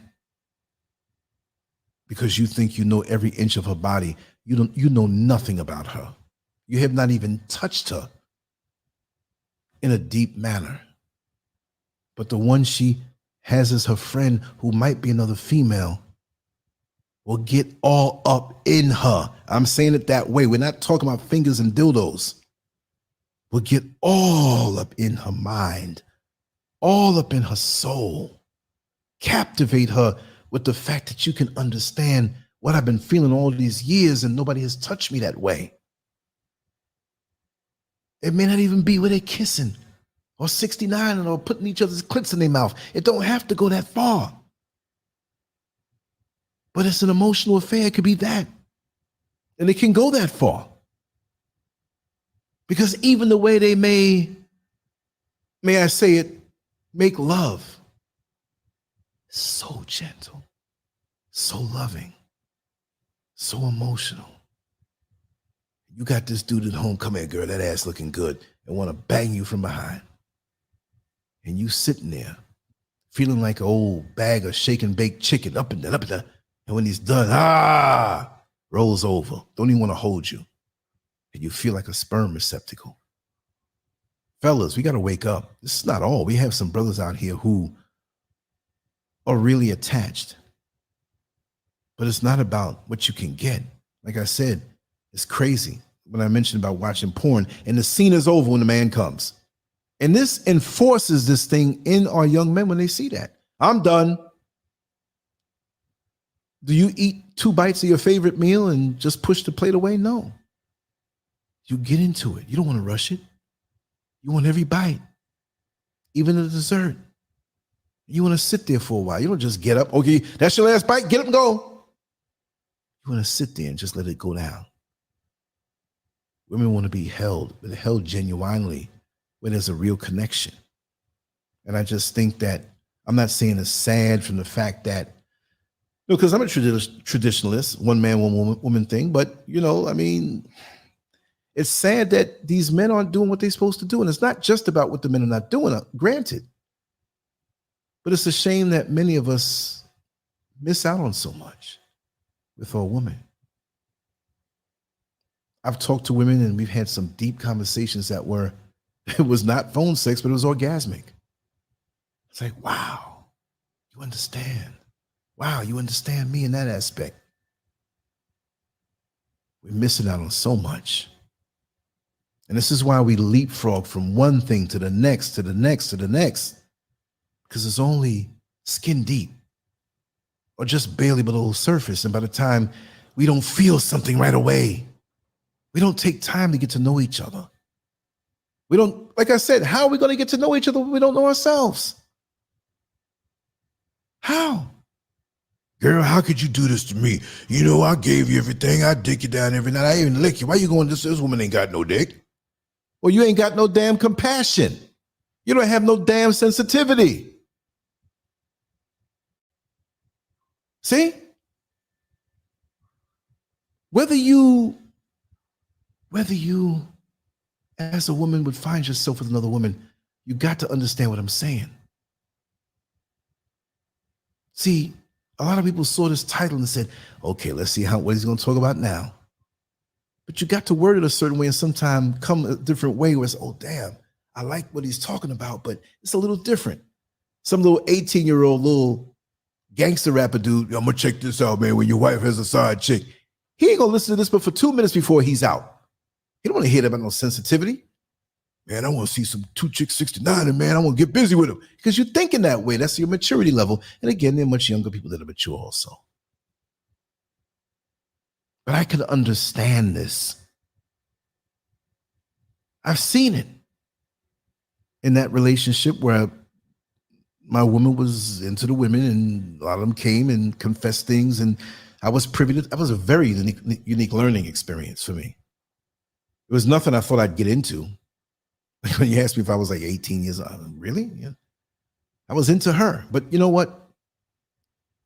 What the real deal was with the deception in that relationship? That she couldn't admit to me that she was really more into the woman than I was the beard. You know what I mean? Toward the end, I realized that. But I still learned a lot and gained a lot of tremendous insight from that union in areas that most men do not have a proximity to. You know? That's terrible, Reese, but that is the worst feeling. Oh my God, that is like, that's an extended torture in your heart. And especially if you reach out to them to show them, it is not sex, but the physical. I want to rub your head. I want to look at you. I want to kiss you on your forehead. I want to put your head on my chest and make you feel safe. I want to feel the warmth of you on me. I want to be laying there and feel you come over to me and climb on me. That's more important to me than just a damn blowjob. I've had women do that to me and they did their skills excellent, but it didn't feel like nothing because there was nothing damn behind it. You see what I mean? Yeah, it's like death. Where is this person? They're right next to you physically and they never, you're crying and bleeding on the inside when you have a situation like that. I've been in those situations too. Because really that's what I was looking for anyway. Deep down, you know, in my life. And when you can't get that, you'd rather a hug or real affection. It doesn't always have to be physical, but you want to feel that. More so than any other thing that results in an orgasm. You can only enjoy that really when you have the other. And if you don't have the other, you don't want that. And some dudes, man, SCURV, you lying, man. You lying out your head. No, I'm not. No, I'm not. Just because I had a lot of that early in my life and people saw that didn't mean that that was the very thing that I wanted. Because really deep down, I was looking for love. See? And my wiring was that if I can do that and make you feel good, maybe you'll love me. See? I know myself now, and I know myself back then at 32, at 16, at 44. You know what I mean? I know myself. I'm a deep thinker, and I'm always aware of where my little blip is on the radar screen. Do we all know this? I'm not saying I know everything, because we discover little things about ourselves every single day. You see? So it's that meditation. It doesn't mean you're turning your hands up, 3 fingers out, and your finger to the thumb, and Nam Re Ho Ho Renge Kyo, or whatever it is you want to say or think. You could be on a crowded subway train, a crowded bus, a crowded supermarket in the line, people bumping into you and be in a deep state of meditation to learn yourself. Looking back on things you've been through. Going back to the little child that you were, whether it's single-digit ages or a teenager, and talking to yourself. That embarrassing moment, or that moment that hurt you so much in your mind, like a movie, Picture yourself at that time in your life, and you go back into that time as an adult version of you, and the little version of you knows that that's the adult version saying, hey, Lance, I know you're 17 years old right now, and this hurt really a whole lot. But I'm the one who's almost 60, and I know you better than you know yourself because I had to go through my whole life with you. And I'm telling you, this is what you should do. And you need to understand that this is the real deal. I would never lie to you because I had to go through that pain. So maybe if I can go back in time and tell you, you won't have to go through it. Go through those motions and help to heal yourself, which requires self-love. When you look at my picture, no matter what picture I take, you see some pain in them eyes. Pain. I was raised up in a beautiful household at that time of my life. It's only when I got out into the world that I realized the world wasn't all that it was cracked up to be. As a trusting, loving person. Oh, I knew the tricks. I knew the streets. I knew all that. But with interpersonal relationships, that's when I caught my most pain in relationships. Flings were nothing. You know what I mean? That didn't hurt me. But the times I got serious and got into things, and it hurt. There's things that I look at now, look back on my life, I still hurt. I'm like carrying it with me. I'm like, God, dog, how could I have gone through that and survived? Used and abused and put in situations, and you find that the person's just using you. They're not loving you. And all the other women, oh man, you're so handsome. Oh, you're so fine. Whatever. And the one you're trying to love don't give a damn about you. You see what I mean? It's weird. It's always that way. Many of my people that I know, they say, man, I don't know how you got through this part of your life or these parts of your life without being insane. You should have been crazy from 22. You should have been in a nut house from 25. And I said, yes, that was a lot to my own doing. You know what I mean? There's things I should have been doing with all those women, but it wasn't just that. So we got to really go dig deep and understand what it is, why we do the things that we do. Because when it comes to matters of the heart, you just can't ignore things. You walk with this pain. What do we do most of the time when somebody says, how are you today? Oh, I'm fine. But you feel like you're being stabbed in your heart, but you just can't open up because we don't usually do that. And we have people that we can't really open up to. So when you have a friend who can be that person and be that safe haven, again, for many wives and women out here, it's another woman. And that's the fact of the matter. And a lot of times nothing's going to stop that. Am I knocking or condoning? I'm neutral. I'm just telling you like it is. Like I said, the weatherman will tell you it's going to rain. You get mad at the weatherman when you ignore him, but he told you. So I'm telling you, it's going to keep on happening because we have needs. It's just like what they say these days. When you have a woman who has this extreme masculine energy and disrespects a man and steps all over his toes, puts him down. When you have somebody or find somebody that respects you and truly concerned about you. And I'm talking as a man now.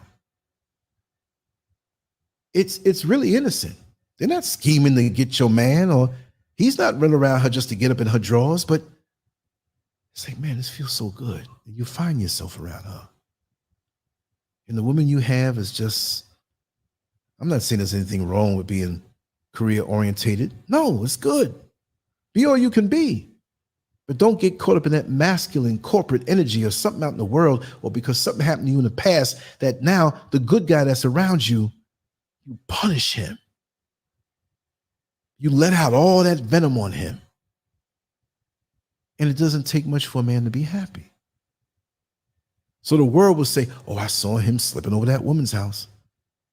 It may be just to sit around the table, eat a little meal, or watch a little TV and just talk about your problems. I know it looks that way. But you know what? There's a lot of women out here who have that bad masculine energy, that toxic energy, that are chasing their man away to the arms of another woman. Just the same way men who are inconsiderate will chase their woman away into the arms of another woman. See the correlation? In one sense, we say, oh yeah, he cheating, he's a cheater. And the other one, oh, she a lesbian. She may not be. She may not have had to go that far. If you did right by her, maybe she could be a lesbian. Who knows? It's possible. Maybe she's really into women. I'm not saying it's always because what a man's not doing. Don't get me wrong. But we all have the right to be fulfilled. Hopefully it can be in a way that is in alignment with what the Most High wants. See? We're going to drink if we're thirsty. We're going to eat if we're hungry. We're going to take a dump, like I've in my two earlier expressions of how I had to run to the bathroom. Ain't nothing going to stop it, baby. Ain't nothing going to stop it. So we need to stop labeling people and try to figure out what the reason is and try to correct certain things. But get to know yourself and hone yourself. Perfect yourself. No, you're not going to be perfect. I said perfect. Strive for perfection, knowing that you're not ever going to be perfect. But you can get better in some area of your life. At some point, you can get better. How can I get better?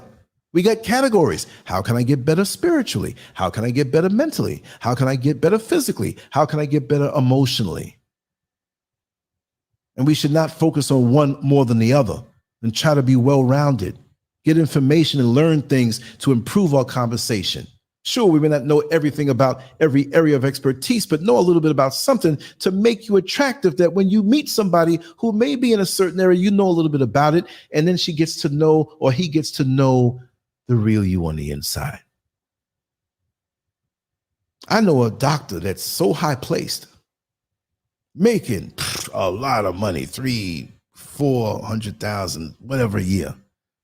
And she's married to a mechanic, a local mechanic. They've been together for so long. And there are men on her job, on her where she works, in the clinics and the hospitals, that make so much money. She doesn't pay them any mind.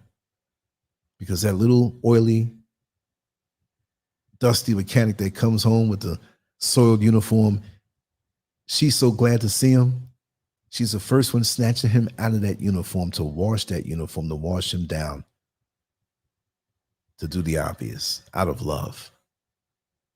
And he makes good money, but it's in a different way, and it's not the money she makes. But she doesn't put him down. She goes to him for wisdom, that he has a lot of vast wisdom. You can't assess a person's wisdom on what they do in life. You don't know what experiences they've had. You don't know what they can tell you. You don't know what they can see. We don't know. And lots of times we cut off blessings that are coming to us in the form of a person who can help to guide us because they want to, because they see the good in us, even though the world may say the bad parts of us. I see a blank piece of paper. I can see a finished drawing because I'm an artist. I see a person and I can see past what they show the world, and I can see the pain and the love and the affection inside of them, or how beautiful they are. Even if they're not as pretty as Sister Oyala, they could be somebody who would never be on the cover of a magazine, but I can still see the beauty in that person.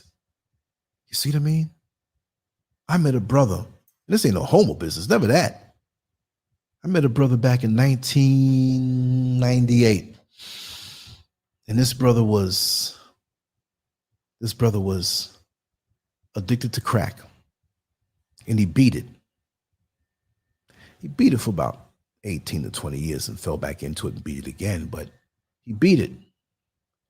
And this guy was in major magazines, Jet and Ebony, from back in the 70s, because he's a little older than me, of his potential that he showed in school, and he had been interviewed in these magazines, and he had the magazines. I couldn't believe it. A little heavy set. We worked a job. It was a part-time menial job after the main job. It's a hangout job in a law firm in the mailroom. A friend of mine was going. He's like, man, we just go there and hang out. Come on, man, we want you there. I said, all right, no problem. So I met this brother who was a former crack addict, and he had these degrees. And one day, some of the people up and the admin came down. 3 of them. We'd like to speak with you. I'm not going to say his name. We'd like to speak with you. And we'll be waiting for you up in the admin, whatever. Everybody was like, oh man, what happened? Did anything happen? Did you do anything? It's like he got in trouble or something, you know? And he went up there and he couldn't believe it. They said, you should have told us your background. You should have told us. We looked over your resume. Somebody didn't look at it in detail because it's a little mail sorting gig after work. We just needed people for the overflow in the mail that we're dealing with in these various cases that we have. But somebody brought it to my attention. Your resume, look at this. Why are you working down there? Why didn't you tell us? Let me tell you something.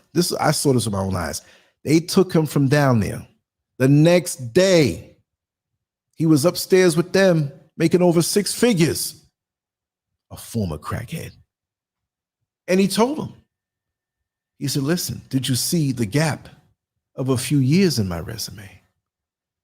I have to tell you, everything. That's well and good that you're making me this offer. But for many years, I was addicted to crack. I don't want that to come up and to lose this position. I'm going to be very honest with you. I've been clean for about maybe 15 years. Never went back, but it taught me a whole lot. I was homeless, living in the streets. I could tell you 76 ways to fold over a hefty bag while you're laying in the snow to keep warm. That was one of his jokes. He had a weird sense of humor. He says, if you don't want me, I was honest with you. But I have to be honest. Right now, integrity and loyalty and being honest is more important to me than money. And they said, listen, we love your honesty, but we want to see you here tomorrow at 9:00. We're going to train you. And he was handling millions and millions of dollars. And not a penny disappeared in the years that he was there. See, I know him personally. He's very private. I don't speak to him every day, but we talk to each other every now and then because he's very busy. But I would like to get him on the show live and talk to you. There's a lot of people, man, but a lot of them are just like, no, Lance, you know, and it's their right. It's their right. I'm telling you 2 different ways I got caught out in the street. I had to take a dump, right? That's the way I am. But for some people, it's a privacy thing. But he told me, don't mention my name, but you can kind of tell my story. And there's more to it than that. And many of us don't work on ourselves. He's a man who worked on himself. He says he worked on himself when he's laying out in Central Park in blizzard temperatures, freezing, even though he had stuff. And he's like, how did my life get here? What did I do? He had to have accountability for himself. And he did. And he was born again, not no churchified way, but he was reborn in the depths of what he had to suffer through because of what his addiction was. Many of us are, and we don't understand that sometimes when we fall, that's the reason why, because we're being reinvented or manifested from inside, the great seeds of wisdom that we have and seeds of greatness. I talk about the seeds of greatness. It's not from no preacher. That's what I say. Maybe somebody says it a little different. But I've had my low moments where the greatness came out at that moment, even though the world didn't see it. Look, you have a woman who might be 400 pounds and a little overweight and maybe even morbidly obese. But the minute that she decides to clean her diet up and to clean up her activities of doing nothing physically and go to the gym on a regular basis, not killing yourself, she is then healed. She is then slim. She is then beautiful. Not that she's not beautiful as she is, but, you know, more healthy. The minute you make up your mind, you are that. Now you have to go through the motions of manifesting it. So if I say I'm going to do something today or I'm going to do this show tomorrow, I knew early what the show was going to be about, but I had so much that the time just flew, and I'm going to be up tonight doing and working on some more content. But the minute you make up your mind to be that, you are that. Just don't give up on being that. You can be anything you want. And if you want to develop yourself to be that full person that you're supposed to be, because we're on this earth to learn lessons, whether it be a relationship to the system that created us or ourselves, because we better know ourselves before we transition, because that's going to be painful. You mean, Negro, you had all them years on this earth and you don't know yourself that way? Tell me who you are. Tell me your flaws. Tell me what you think, your great points. Tell me this. I could tell you what I was before, and I could tell you I ain't going to blast all that out. I ain't got no problem with it. I'm at ease with myself. So I can say the things that I want to say, and I want to be more at ease. I want to know myself better. Why did I do that back in 1984? Why did I do that in 2011? Why did I do that in 2007? I should have known better. See? And these years are flying by. It really, what? You better know yourself. Huh. Wow, let me see a few of these comments here. Pink poll questions why successful Black women can't find men. What's a pink poll question? I mean, I'll just take off the rest of it. Why successful Black women can't find men? There are men out there. You know, I'm not going to blame the woman that she's successful so she can't find good Black men, but there are a lot of other women who may not be successful in a way according to the corporate world standards that have Black men. You know what I mean? Some don't. Again, it goes to who you are on the inside, what you attract. I got no problem with successful Black women. A lot of men do.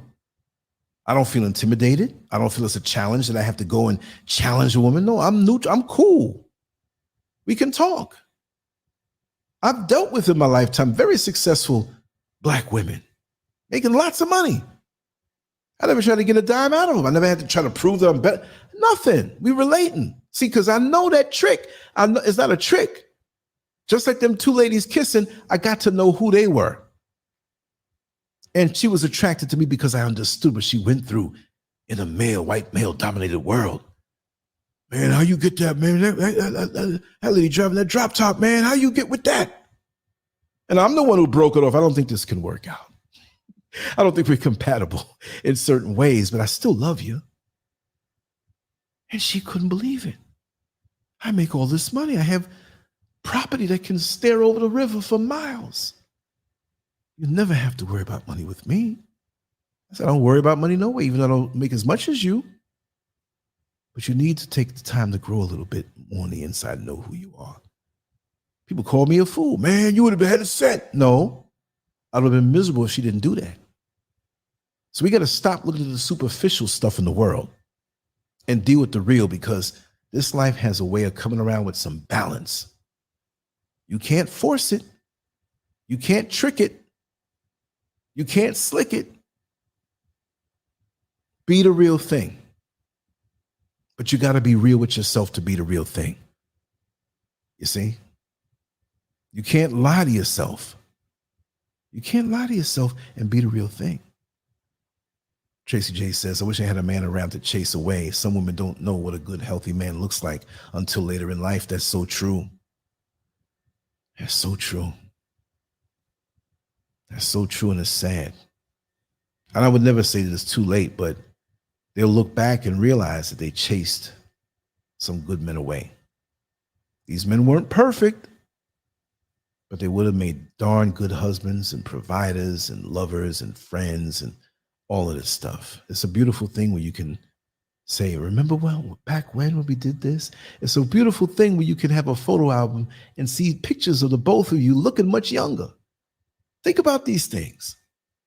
And I'm telling you, life, the time on one end goes by quick, and on the other side, it can go by deliciously slower, where you can enjoy every minute of the day. And it doesn't mean your life is going to be perfect. It doesn't mean you're not going to have spats. But to go through life, it's a beautiful thing to see. And this society doesn't lean toward those things. As a matter of fact, there's so many factors in the present society that look to tear those unions down. Go after them and tear them down. It was so much easier back then. Even the songs on the radio were love songs. It wasn't anything else but love songs, especially back in the 70s. Now it's all kind of stuff out there to mess up our minds.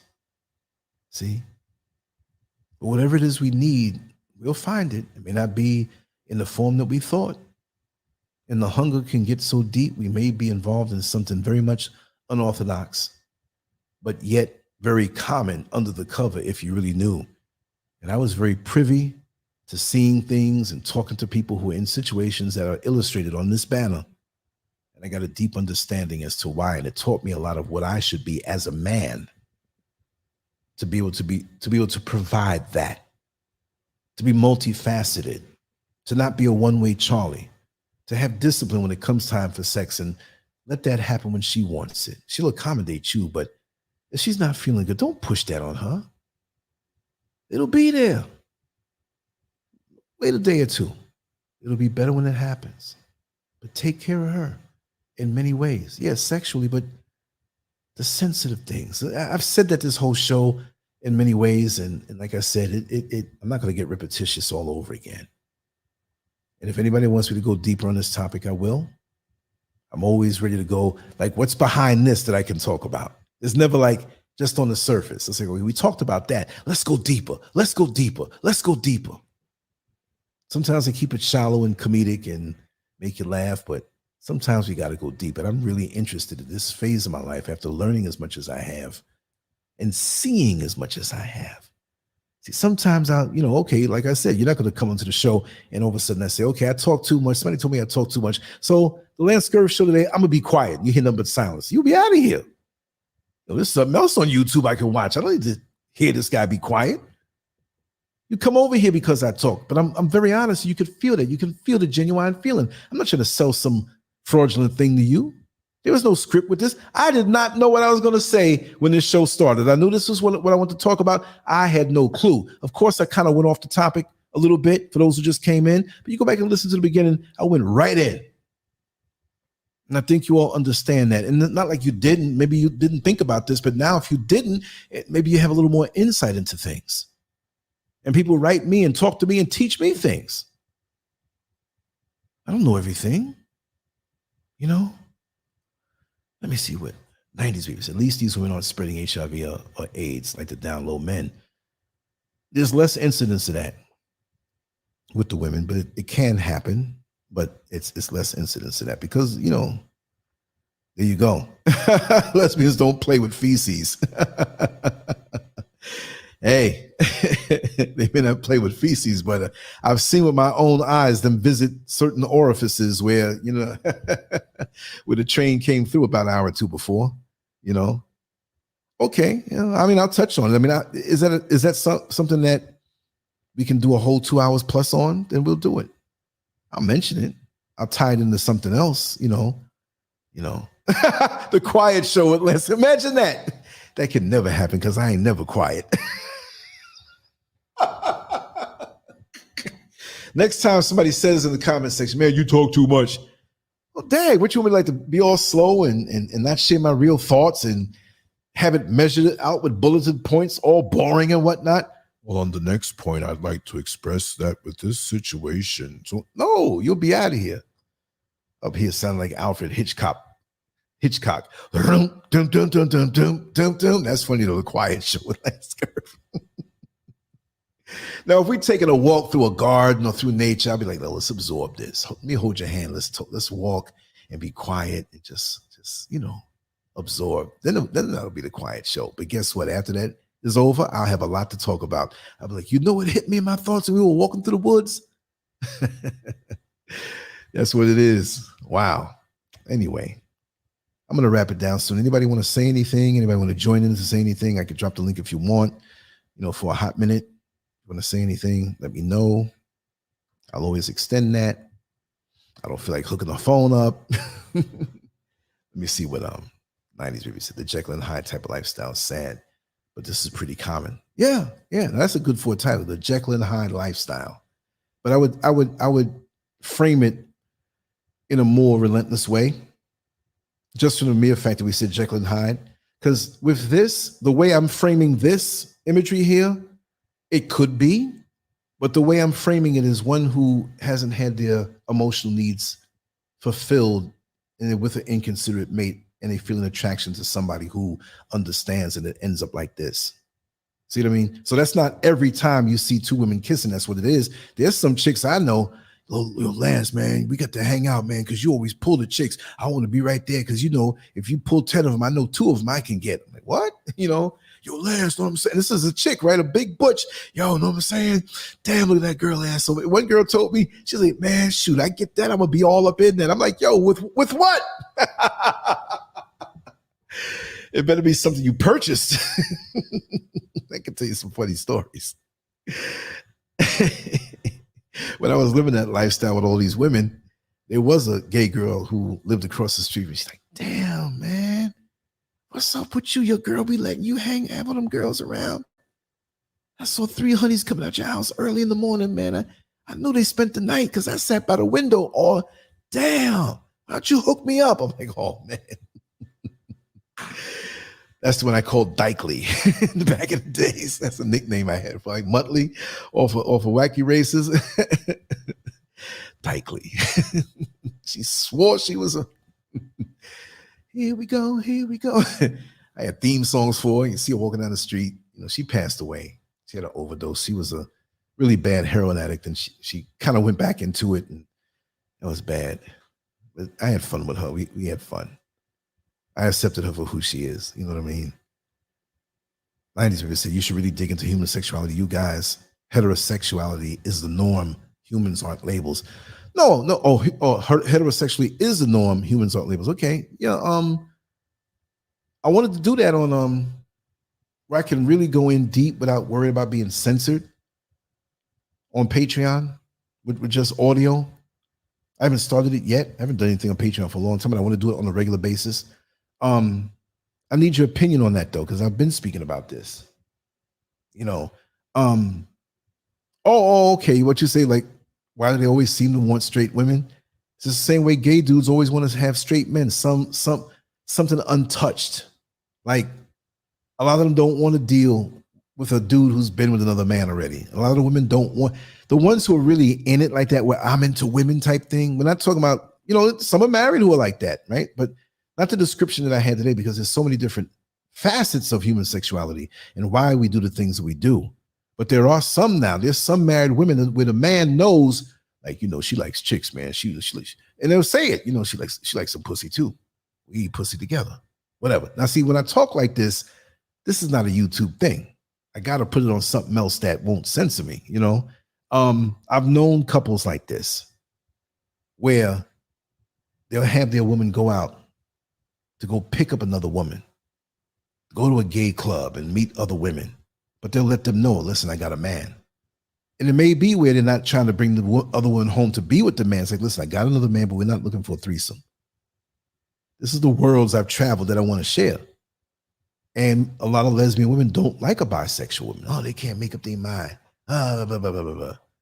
Then you have lesbians who see open situations like that and want to take the woman. Like, I'm going to snatch up from that man. I ain't having my woman shared out like that, but I'm going to get her. All different kind of mentalities. So it's not a one size fits all thing. You see what I mean? So, you said what now? You're in Sweden. You don't know your culture. Okay. You're saying I don't know my culture. You don't know my culture, because I'm open-minded where I can see the different perspectives of people. And I'm not open-minded where I'm going to do a little bit of anything. You know what I mean? I try to see where I can understand, like make me understand. Like you're standing there, I'm standing here. You're doing this of something I won't do, but make me understand on a psychological level from where you came from. How did it make me understand? Where did this begin? You see what I mean?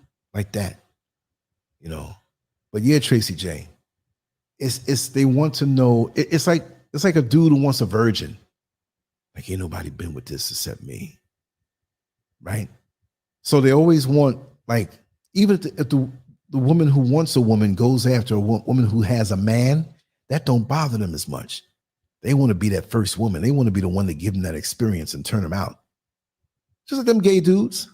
They love married men. Some of them gay dudes. They see, because enough hit on me in my life. Undercover. I didn't even know. Like, yo, man, I ain't with that.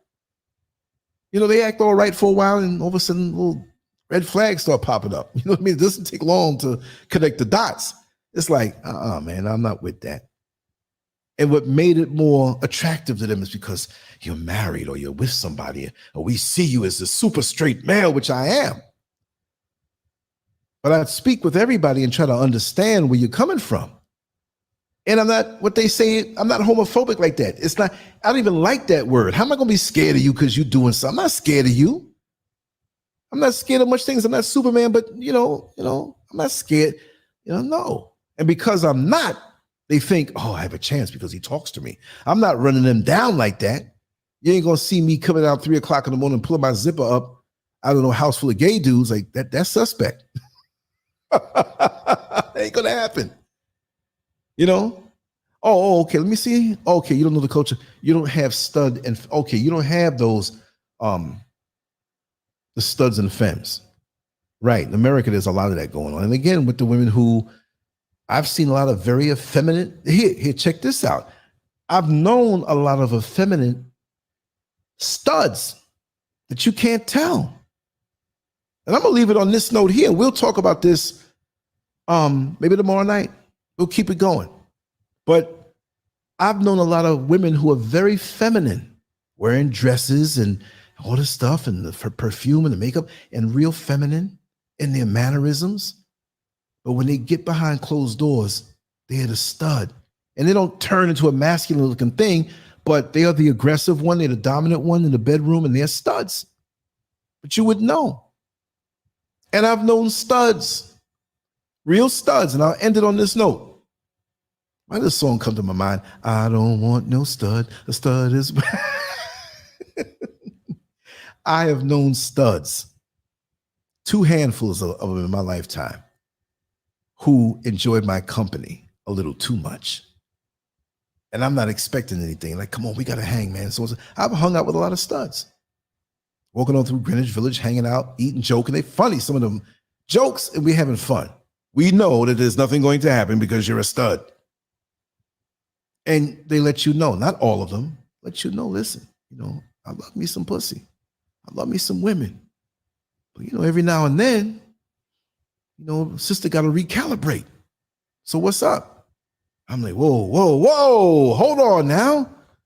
They don't all say it like that. But that's pretty much the gist of it. Recalibrate. What are you saying? Like tuned up? Yep.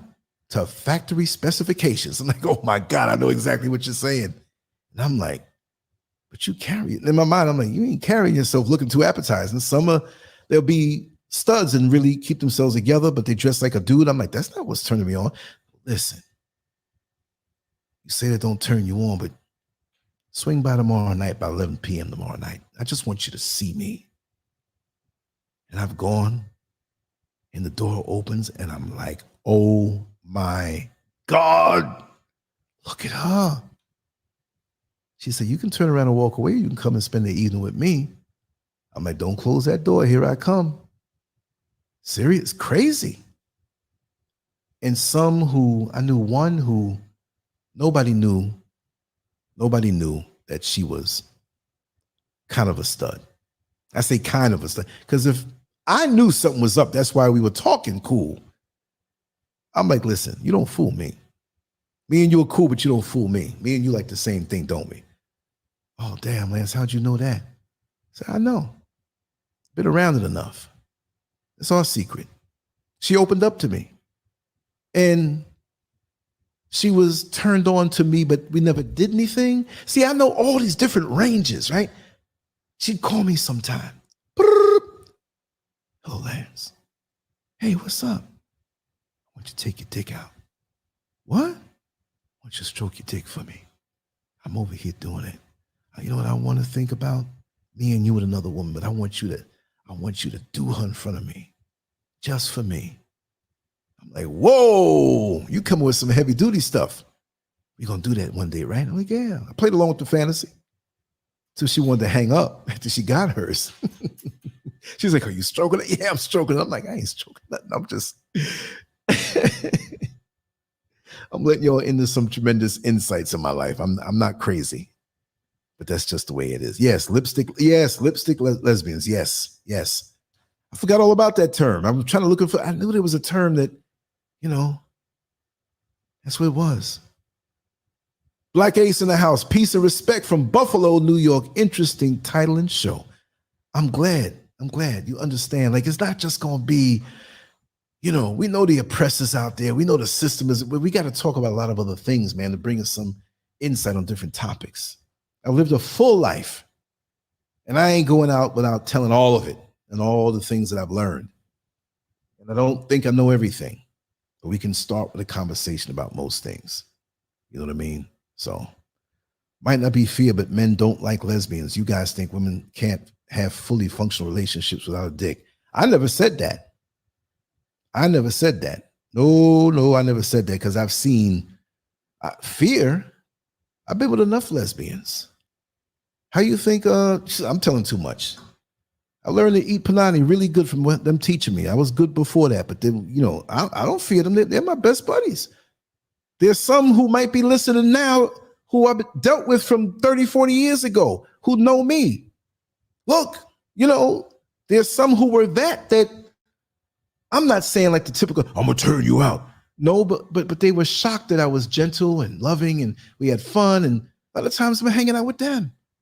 A lot of times they left their girlfriend and came and hung out with me all night. We hanging out and it wasn't always sex. I'm not afraid of no lesbian. I'm not afraid of no gay dude, but I'm not hanging with gay dudes like that. You know what I mean? I like the female energy, no matter where it comes from, because it's always going to line up with me. No, I don't fear. There's no fear here.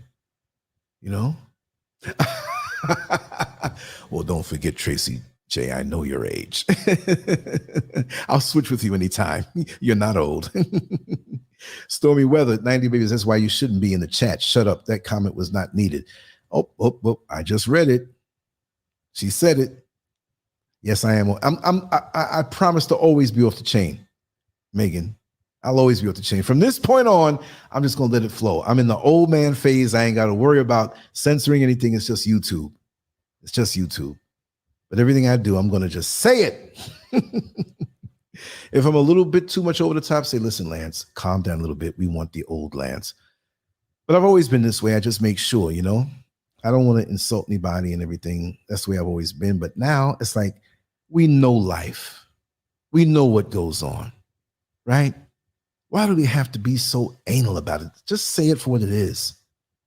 Just say it for what it is. And be real about it. We know what biblically this means this and this means that. But what are you seeing? What are you seeing? You see what I mean? What is the reality?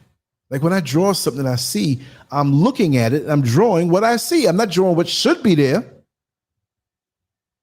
I'm transposing on the paper what I'm seeing. Now, if I'm going abstract, that's what I'm seeing in my mind, and I emphasize certain things that just can't be, or things out of proportion, things that can't happen. If I draw somebody flying, you know what I mean? That ain't happening. You jump off a roof and gravity takes over. You know what I mean? So that's where I'm coming from. That's right, Megan. I'm going to say it. I was just always a little leery of people misunderstanding me. I think after a while, you see me walking with Miss SCURV on our little walks and all this stuff. I'm a well-rounded person who is rooted. You know what I mean? The trunk never sways like the leaves in the air. So I've always focused on being the trunk, but I got leaves too that can sway and move around and be off the chain. Yeah, I want to get into that side of myself more and share it. You know what I mean? My mind thinks so fast, and I want to, my mind is a big playground. I want you all to come and enjoy it. Let's have fun. Like I said, the Lord gave me some extra gigabytes. Look at the size of that head. Remember Batman? Remember Egghead? I'm 2 inches from being Egghead on my head. For real. So I got all that extra gigabytes and memories in there, so I can't hold back. I got to share them. But listen, I'm going to get ready to skedaddle. And I got about 2 hours worth of work to do, and it's already after midnight, maybe 3 hours. I think it's going to be 3 hours because it kind of works slower at night. I have one monitor playing a video, another one I'm doing my work on, and another one that I refresh so that when I change some of the graphics, I can see. So I get lost. In this thing. And there's more time that I'm quiet than I am talking. So that's why when I say, when we do the shows, it's playtime because I get to talk and run my mouth. You know what I mean? And for those who have not downloaded the LANCESCURV app, please do so. It's not bootleg. You can get it on Amazon, Google Play, and the App Store. Search LANCESCURV and you can get it. I have it set up pretty nice now. When you see it, everything is there. It's vast. There's certain people on this platform you like. You can hit the button and see just their videos. See the artwork and the writing too, everything. And there's still more I have to put on there. LANCESCURV.com is the site. Dig into the archives by date all the way back. And you can go back 22 years. Before YouTube existed, I was around doing stuff. So it's been a wonderful journey. I'm going to keep on doing this. I love it. I love our discussions. I love our chat room. I love the things we talk about, you know, the things we see in the world and come back and share it. It's all about that. So anyway, let me run. I will talk to you tomorrow. I'm always open for suggestions on shows now too, like different topics and stuff. We can go deep with that. I'm always accessible. Here's my contact information, lance@lancescurv.com. or 407-590-0755. That's a WhatsApp number, and it's also my local number for the United States that you can call straight through without worrying about getting a big bill, because it goes through an app straight to me. So you can call that directly, just like I'm there physically in the United States, even though I'm in Accra, Ghana right now, West Africa, still you can reach me and have that permanent communication, you know, because sometimes I might be sleeping and the phone might be down. Hit me with an email and suggest things or things you don't want to see anymore. I think that was over the top, man. Don't talk about having to take a crap in the dumpster no more. I don't like that I was eating. Whatever it may be, I'll work with you. I just want to make sure that everybody's happy with what we put out, and I do this daily on some form of fashion, you know. And also, too, those who want to support the new Cash App is LANCESCURV Live. I think I have that pinned up at the top, whatever. And here's the other thing. I don't beat people down. The times are hard, but some people say, well, I wanted to, but I didn't know how to. So I said, okay, you know, I'll share it here. It's no problem. But I'm not doing this as soon as you come to the door, beating you down, shaking you down. Like the pastor with 6 offerings, you show up to the church late and you're like, I got away from that. And all of a sudden, let's pass out our last offering. Like, God, dog, I don't have it. You got me. Everybody's looking at you. They done gave it already and everything. So it's like, oh man. But anyway, let me get out of here, y'all. Much love to you all. Take care.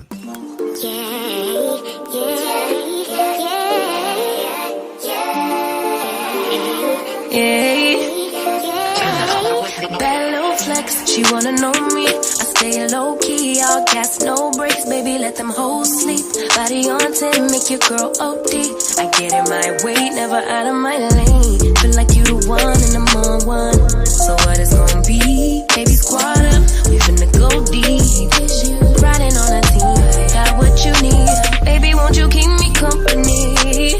Give me something to do when I get lonely. I got something for you when we get home. If you let me put it down, when I hit the town, you should ride on me.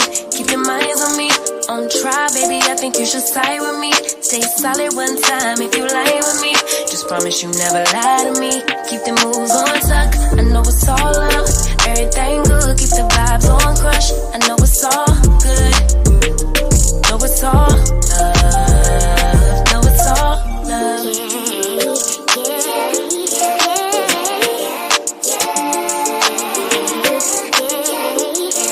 I've been feeling like the motherfucking man lately. Can't nobody do it like I can. Daily, baddest in the lattice in the land. Body turn your nigga to a fanny up, fanny up. I made it where I'm at on my own. Had a couple blocks in the road, but I get to the bag on the low. I be counting stacks while they grow, yeah, you know me. Baby, won't you keep me company? Give me something to do when I get lonely. I got something for you when we get home. If you let me put it down, when I come in town, you should ride on me. Keep your minds on me. On try, baby, I think you should side with me. Stay solid one time if you lie with me. Just promise you never lie to me. Keep the moves on tuck, I know it's all love. Everything good, keep the vibes on crush. I know it's all good, good. Know it's all love. Know it's all love.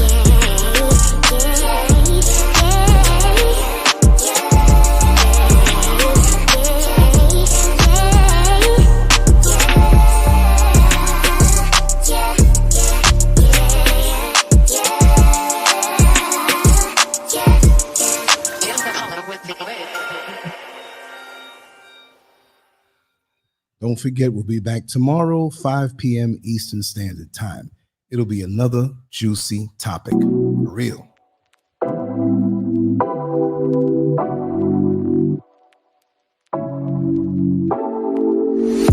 Take it away, feeling too good to me. Chilling all day, all in your space is where I wanna be. Here in this room, what did you do? I just can't get enough. Too caught up in your love. I've been trying to forget, but you won't let me. Something in my brain wants you. I've been hanging by myself, asking for help, but nothing seems to work on you. Yeah, you always make me feel like home. Yeah,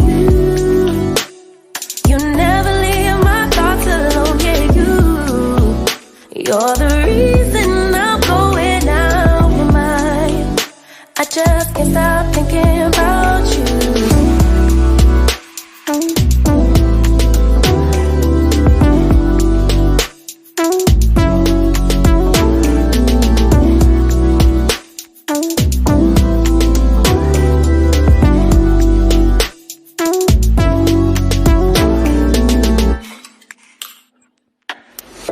All that I crave when you're away, nights are sleepless. Do we need space? Yeah, maybe a break. Boy, you're my weakness. Give and we take, the love that we make, it's my favorite drug. Too caught up in your love. I've been trying to forget, but you won't let me. Something in my brain wants you. I've been hanging by myself, asking for help, but nothing seems to work on you. Yeah, you always make me feel like home. Yeah, you never leave my thoughts alone. Yeah, you're the reason I'm going out my mind. I just can't stop thinking about you. Got me feeling some type of way. You make me wanna stay in all day. You're the reason I can't get out my head. I just can't stop thinking about you. I just can't stop thinking about you. I just can't stop thinking about you. I just can't stop thinking about you. I just can't stop thinking about you.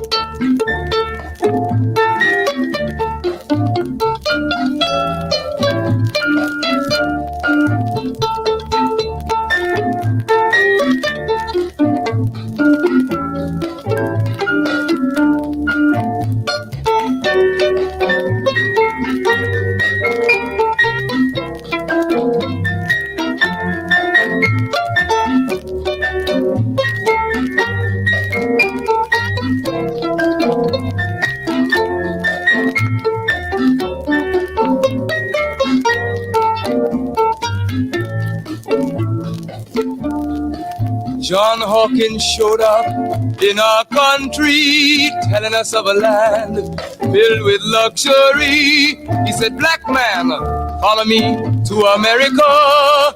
There you'll find more gold for your labor. Our foreparents were tricked onto his boat. Since that time we've been wrestling with the boat. We landed here in Jamestown, Virginia, 400 years to suffer.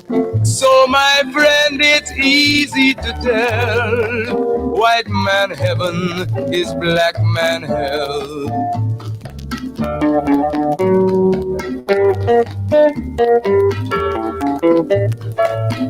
When the slave master wanted to have some sport, he would heap on our parents cruelties of the worst sort, burn them at stake, hang them on trees. His ears were deaf to our parents' pleas. Though you were pregnant, black woman, you pull the plow like a horse, like a dog, even a cow. He filled your womb with his wicked seed. His half-white children you were made to breed. Oh, my friend, it's easy to tell, white man heaven is a black man hell.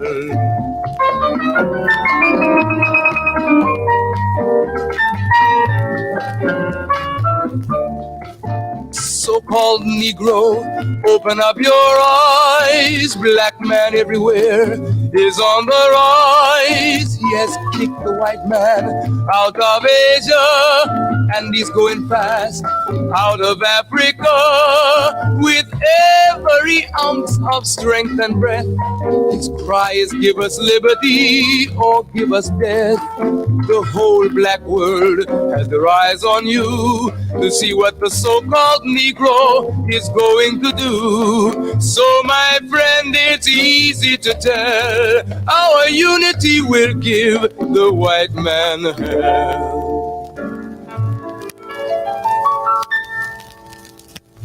God made a promise to Abraham, his seed would be a stranger in a foreign land. They would suffer and be afflicted 400 years, but he would come, wipe away their tears.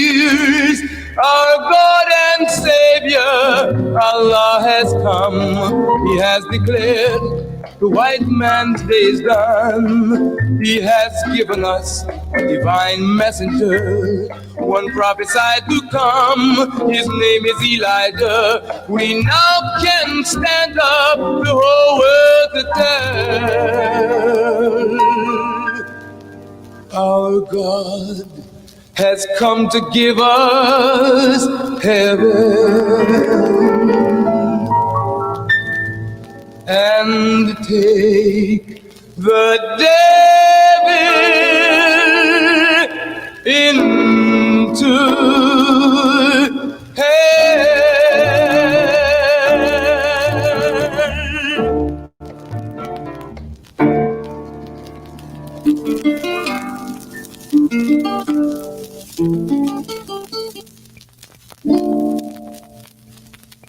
Why are we called Negroes?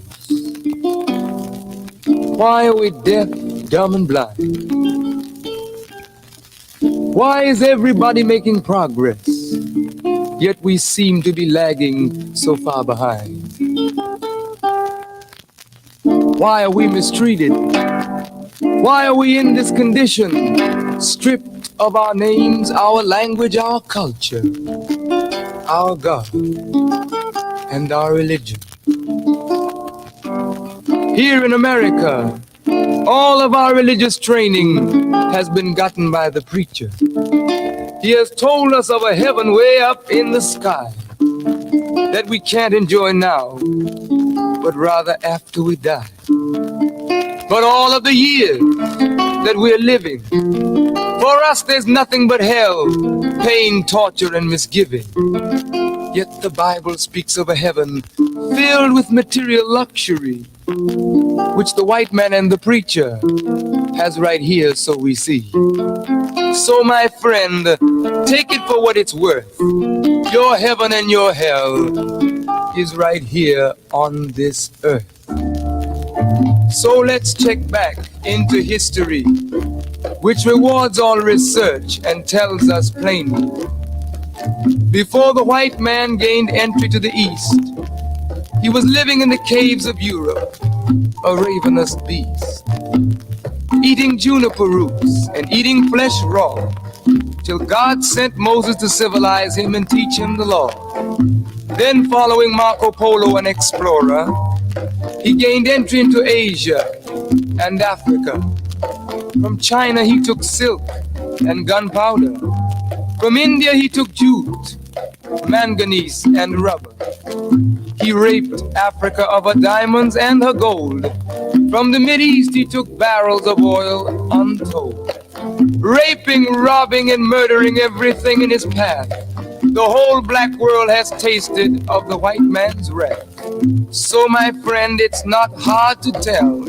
A white man's heaven is a black man's hell.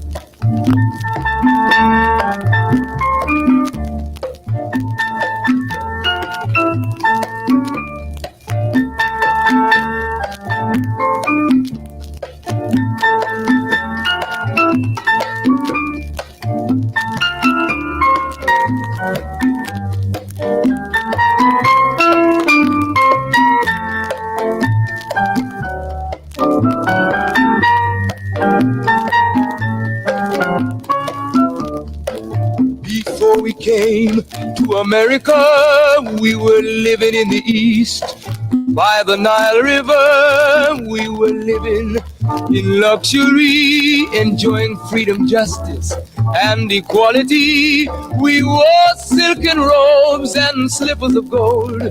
We were the wealthiest and the wisest people, I'm told. Now we are the poorest of the poor. Nobody wants us at their door. So my friend, it's easy to tell. White man heaven is black man hell.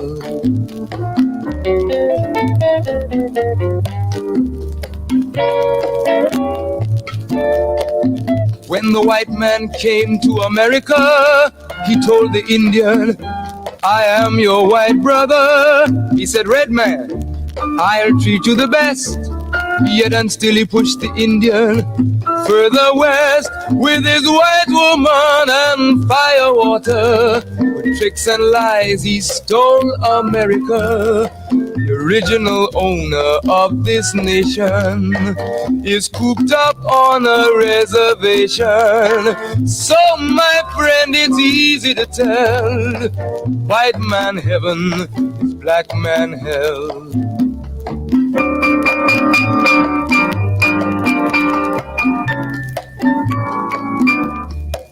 He needed someone to work the land. His back was too weak. He needed you, black man, so he commissioned Sir John Hawkins to commit the world's most grievous sin, to take a man who's born to be free and bring him down to slavery, to sell a man as merchandise, on his body put a price. Oh, my friend, it's easy to tell. White man heaven is black man hell.